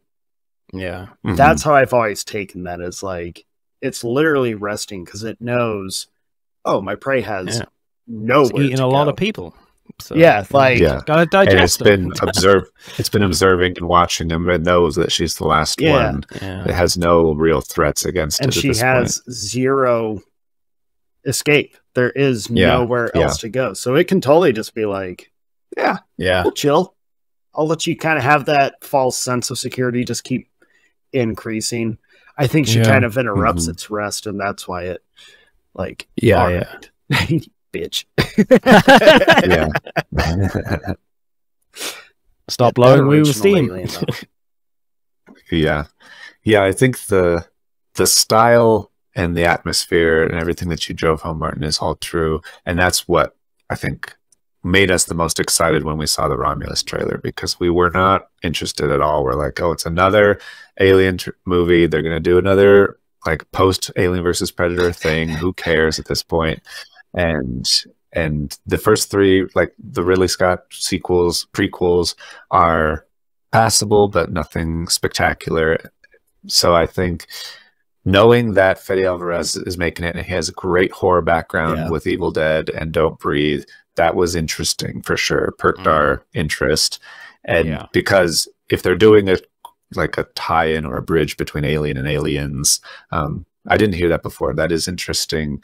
And I have concerns about that just based on what we already talked about with the bridge between Prometheus and Alien. That Covenant's kind of the middle thing, and it's hard to balance that. I would prefer more pure, just do the Alien thing, keep the atmosphere, keep the style, and make it a pure horror movie following on top of what Alien had done so far. That would be my preference. I think it's, but I would be fine with some more action or Alien, James Cameron-y kinds of references to tie it in, as long as they get there in the proper order of things. I think. Yeah, definitely. I mean, Jake, like, I haven't been really excited for Romulus just because I feel like I'm that common audience member that's felt let down so much by Prometheus and by Covenant, where I'm like, stop ruining stuff that I love.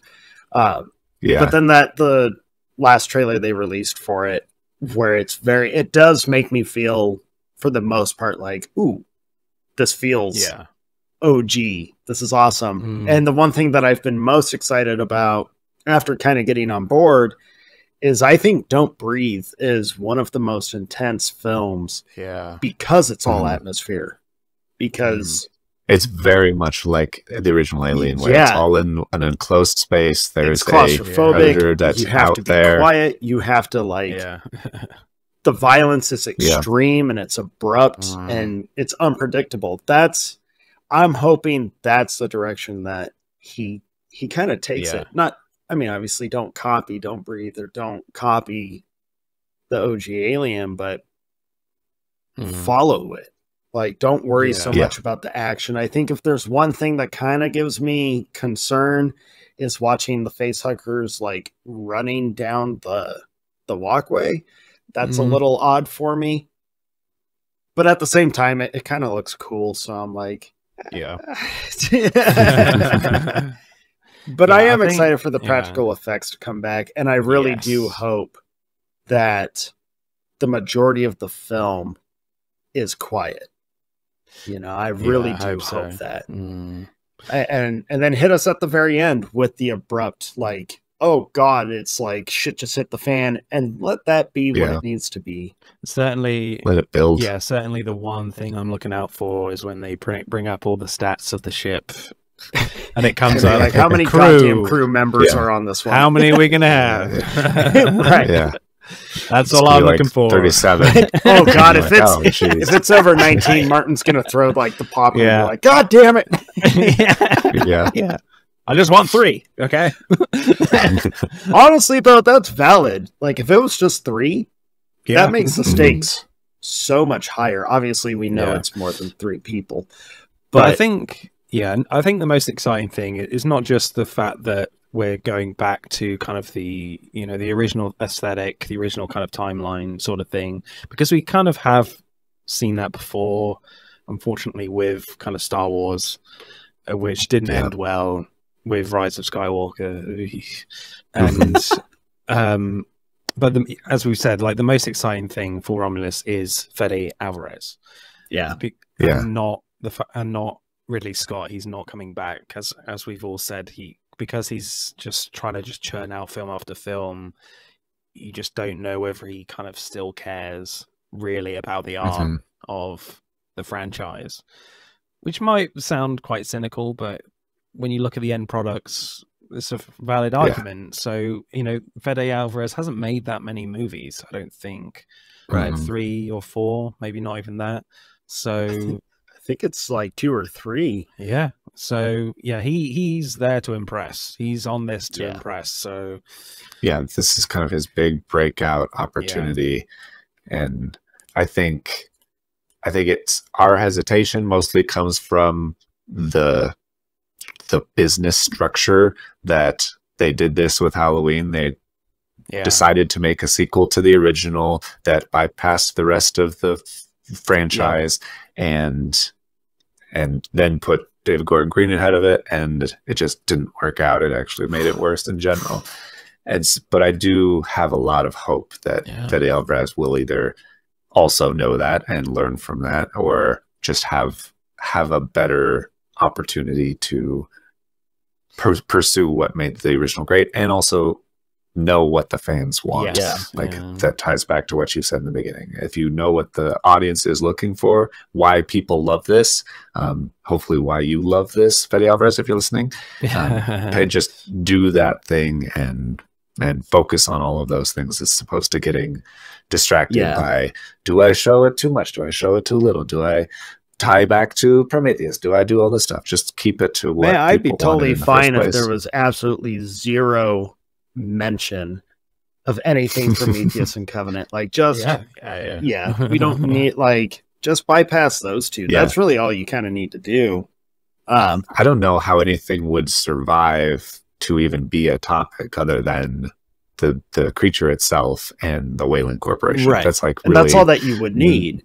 I was one of the things I've really respected about, like, the latest trailer or whatever, the one that got us all super hyped up for it, was there is no hinting. It wasn't a like, this is going to be close enough to remind you of the Xenomorph. It blatantly is just like, nope, it's face huggers, chest bursters, and here's the Xenomorph. Just it was like, to me, that was a testament of him knowing what the audience does want. And I think I think it's funny because, like, younger generations might say that it doesn't hold up that well or whatever, but for us and for Generation 4, all of us, like, that is what we need.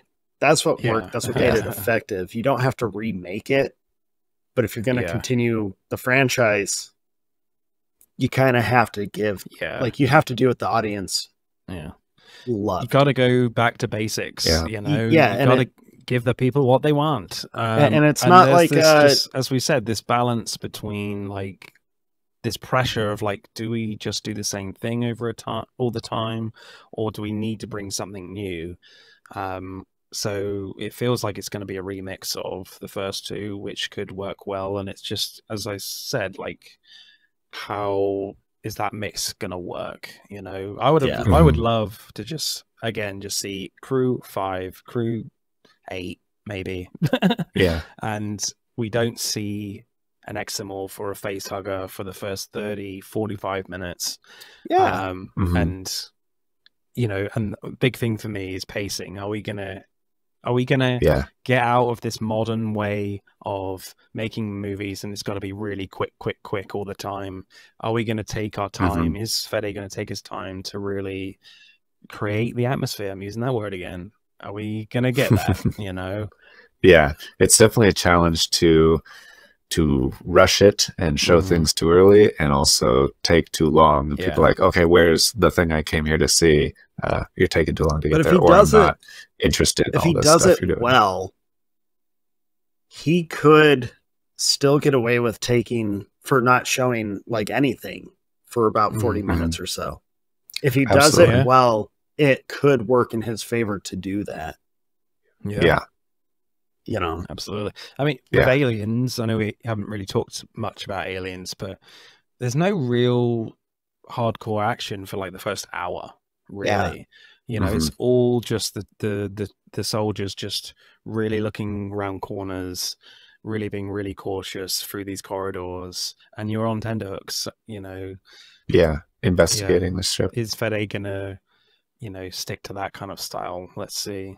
You know, when most mainstream audiences, you know, this is a big budget, I suspect. You know, is he gonna, you know, keep to that style, or is he gonna give in to how a lot of people want to see their films? Man. So, yeah, and I think there's a lot of expectation that the audience will be waiting for the alien, and so he can do very clever things with playing with their expectations. You could do a lot of real clever things, keeping them on the edge of their seats that way. Yeah, because you know it's coming. It's just when and will they see it coming? Yeah, I am looking forward to it way more than I was originally. The biggest thing that sold me was when he said, like, yeah, it's practical effects again. Yeah. Like, yes, there's going to be some CGI, obviously, of course, but the fact that he's bringing the practical effects back into it and prominent to me is like, thank God, because it's so much. It feels like a love for the original, a love for basic filmmaking. Like, he's kind of in general, not relying on the CGI to bail him out. It's like, no, we're gonna practically do this. We're gonna have. Yeah. I love that, you know, a guy in a suit. It's effective. It gives your actor something to actually react to, which gives the performance a lot more weight. So that's exciting. That's promising to me. I just hope he actually delivers. Yeah. And it's like a textual thing as well. You know, when it looks real, you can imagine it being real when you're watching it, you know, whereas, you know, audiences are not stupid these days. You know, when it's all CGI, when the alien in Alien Covenant is all CG, you can tell it's very good CG, but it's still CG. But it's CG. Like, it's still... Like, the human brain is so good at... I mean, we have years of experience and all this time of knowing what things look like and what lighting looks like and what feels real in the real world. And so audiences are just so quick on noticing that person's not in that place, or that thing is not actually, has no weight or feeling, or the lighting is wrong. Like, there's so many things that can give that cue away that it's just, you get so much investment from the audience by taking the extra time and cost to make it practically. Well, and there's a reason why the Xenomorph has stood at the top of, like, the monster list or most effective scary creature list for so long, because he was tangible. Like, they made him real, or made it real. And it looks like a penis. And it kind of looks like a penis. And penises are scary, man. Yeah. Nobody likes to look at them. They're just kind of a double mouth. Even worse.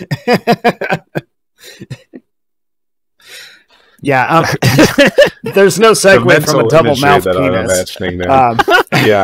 I'm imagining some, like, hand-drawn super bad, like, dick, but, like, with a smaller dick coming out of the big dick. Well, I had that image, and then I also had that stupid giant penis from Beau is Afraid, but with, like, a double mouth coming out. Like, what would make that worse than it already is? Well, there it is. That's what that would do it. That did it. Ari Aster, you were doing so well.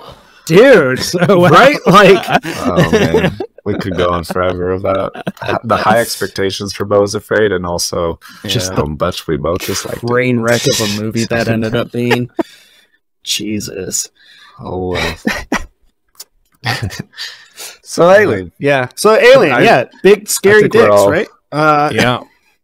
All excited for Alien and the dicks that I'm sure will be in it. Yeah, and super into it. Super into it. I don't have anything else really. No. I guess we can leave it there. Let us know if you're excited about it, or your favorite parts of Alien and Covenant and Prometheus, and if you are a defender of it, because I think that we ripped it apart some, we defended it some. I think that it's the kind of thing that if you gravitate more to certain aspects of it, you'll like it more, and if you focus too much on other parts of it, you will really not like it. It's true. It's true. Like I said, I have a love-hate relationship. There are times where I'll watch it, and I'm like, this is such a cool film.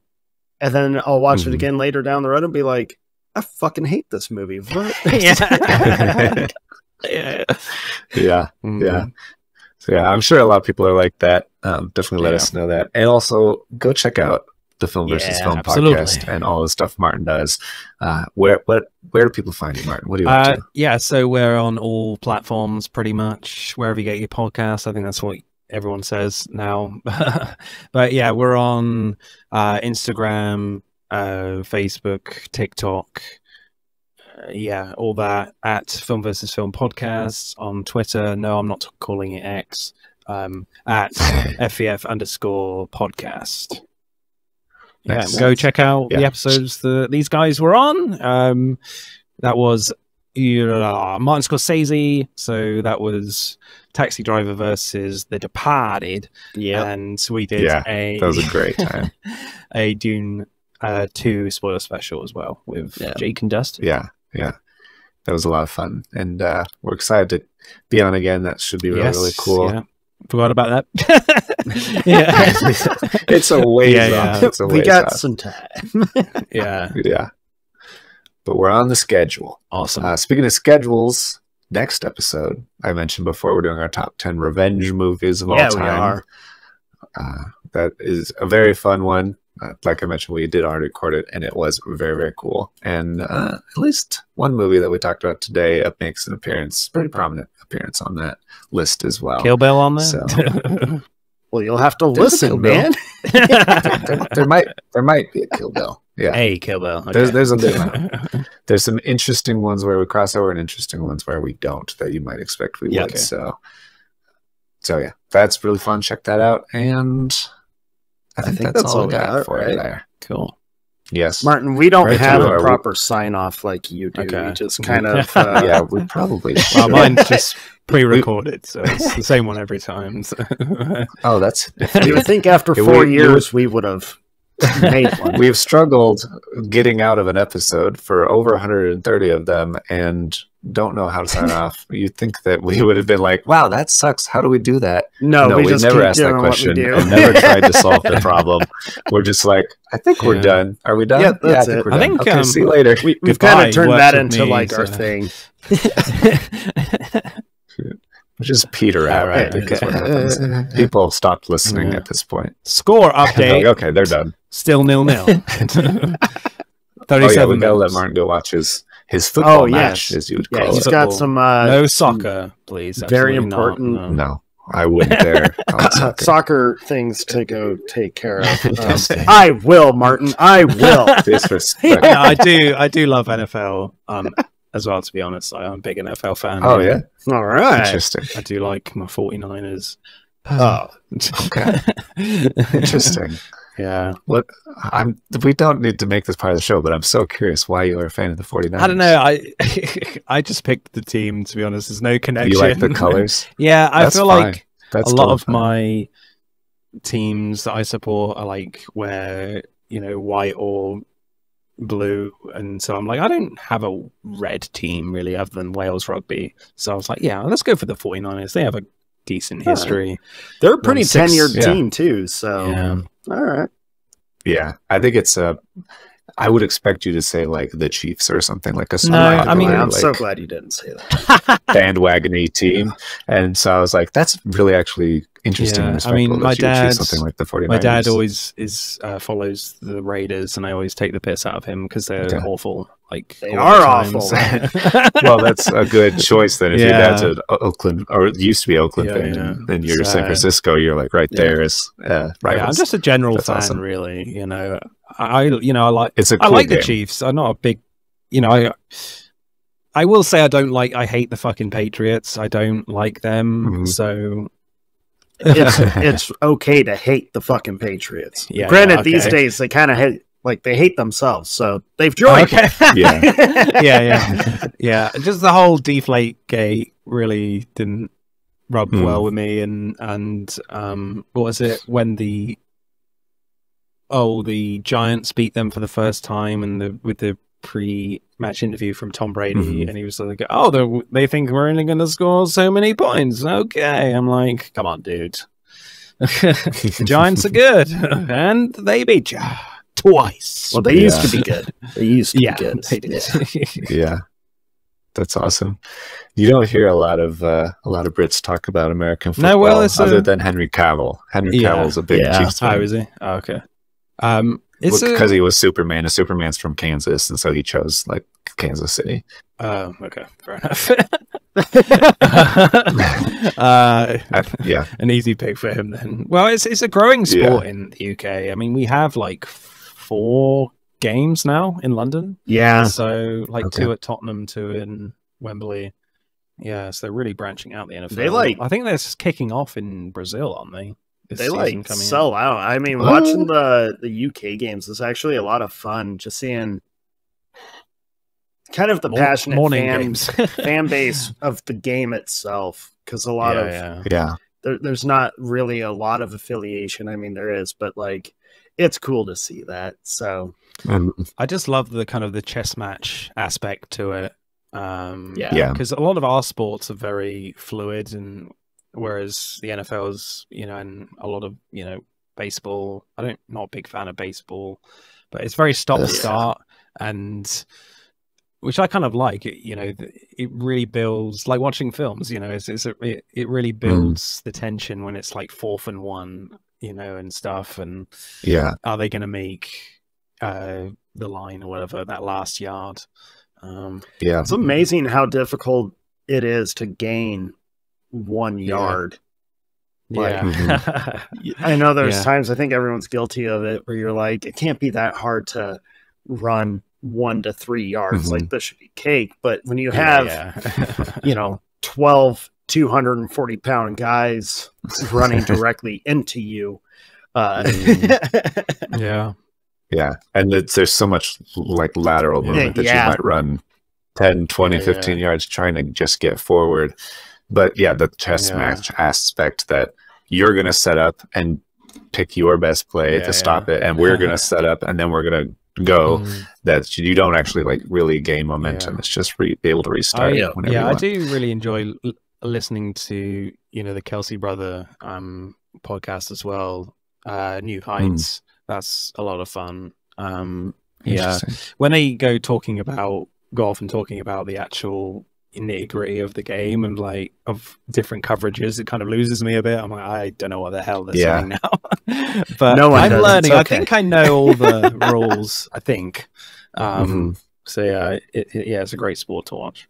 Even though I have to fucking stay up for the Super Bowl till like 3 a.m. I remember this Super Bowl. I was I'm going to go to bed at halftime. Now I'm going to go to bed after the 3rd quarter. Now I'm watching it all. That's wild. Hi, boss. I'm really tired. 3 a.m. Man, you stayed up that late for like one of the worst Super Bowl shows too, like halftime shows.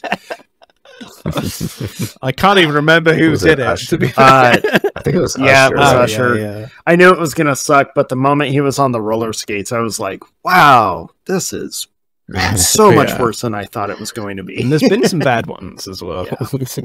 There's been some really good ones, but more bad than good. Yeah, it doesn't ever seem to be great. Anyway, this has been the Super Bowl podcast. Glad you enjoyed us. You don't have to say sorry, Mark. This is normal for us to go on a tangent. If people didn't want to hear it, they can stop listening. Right. It's a free country. Yeah. So, all right. So far. Thank you, everybody. Thank you, Martin, for hanging out with us. Yeah. It's been a lot of fun. Oh, yeah. Always fun. Yeah. All right. Well, we will talk to you all next time. Thank you, everyone. Bye-bye.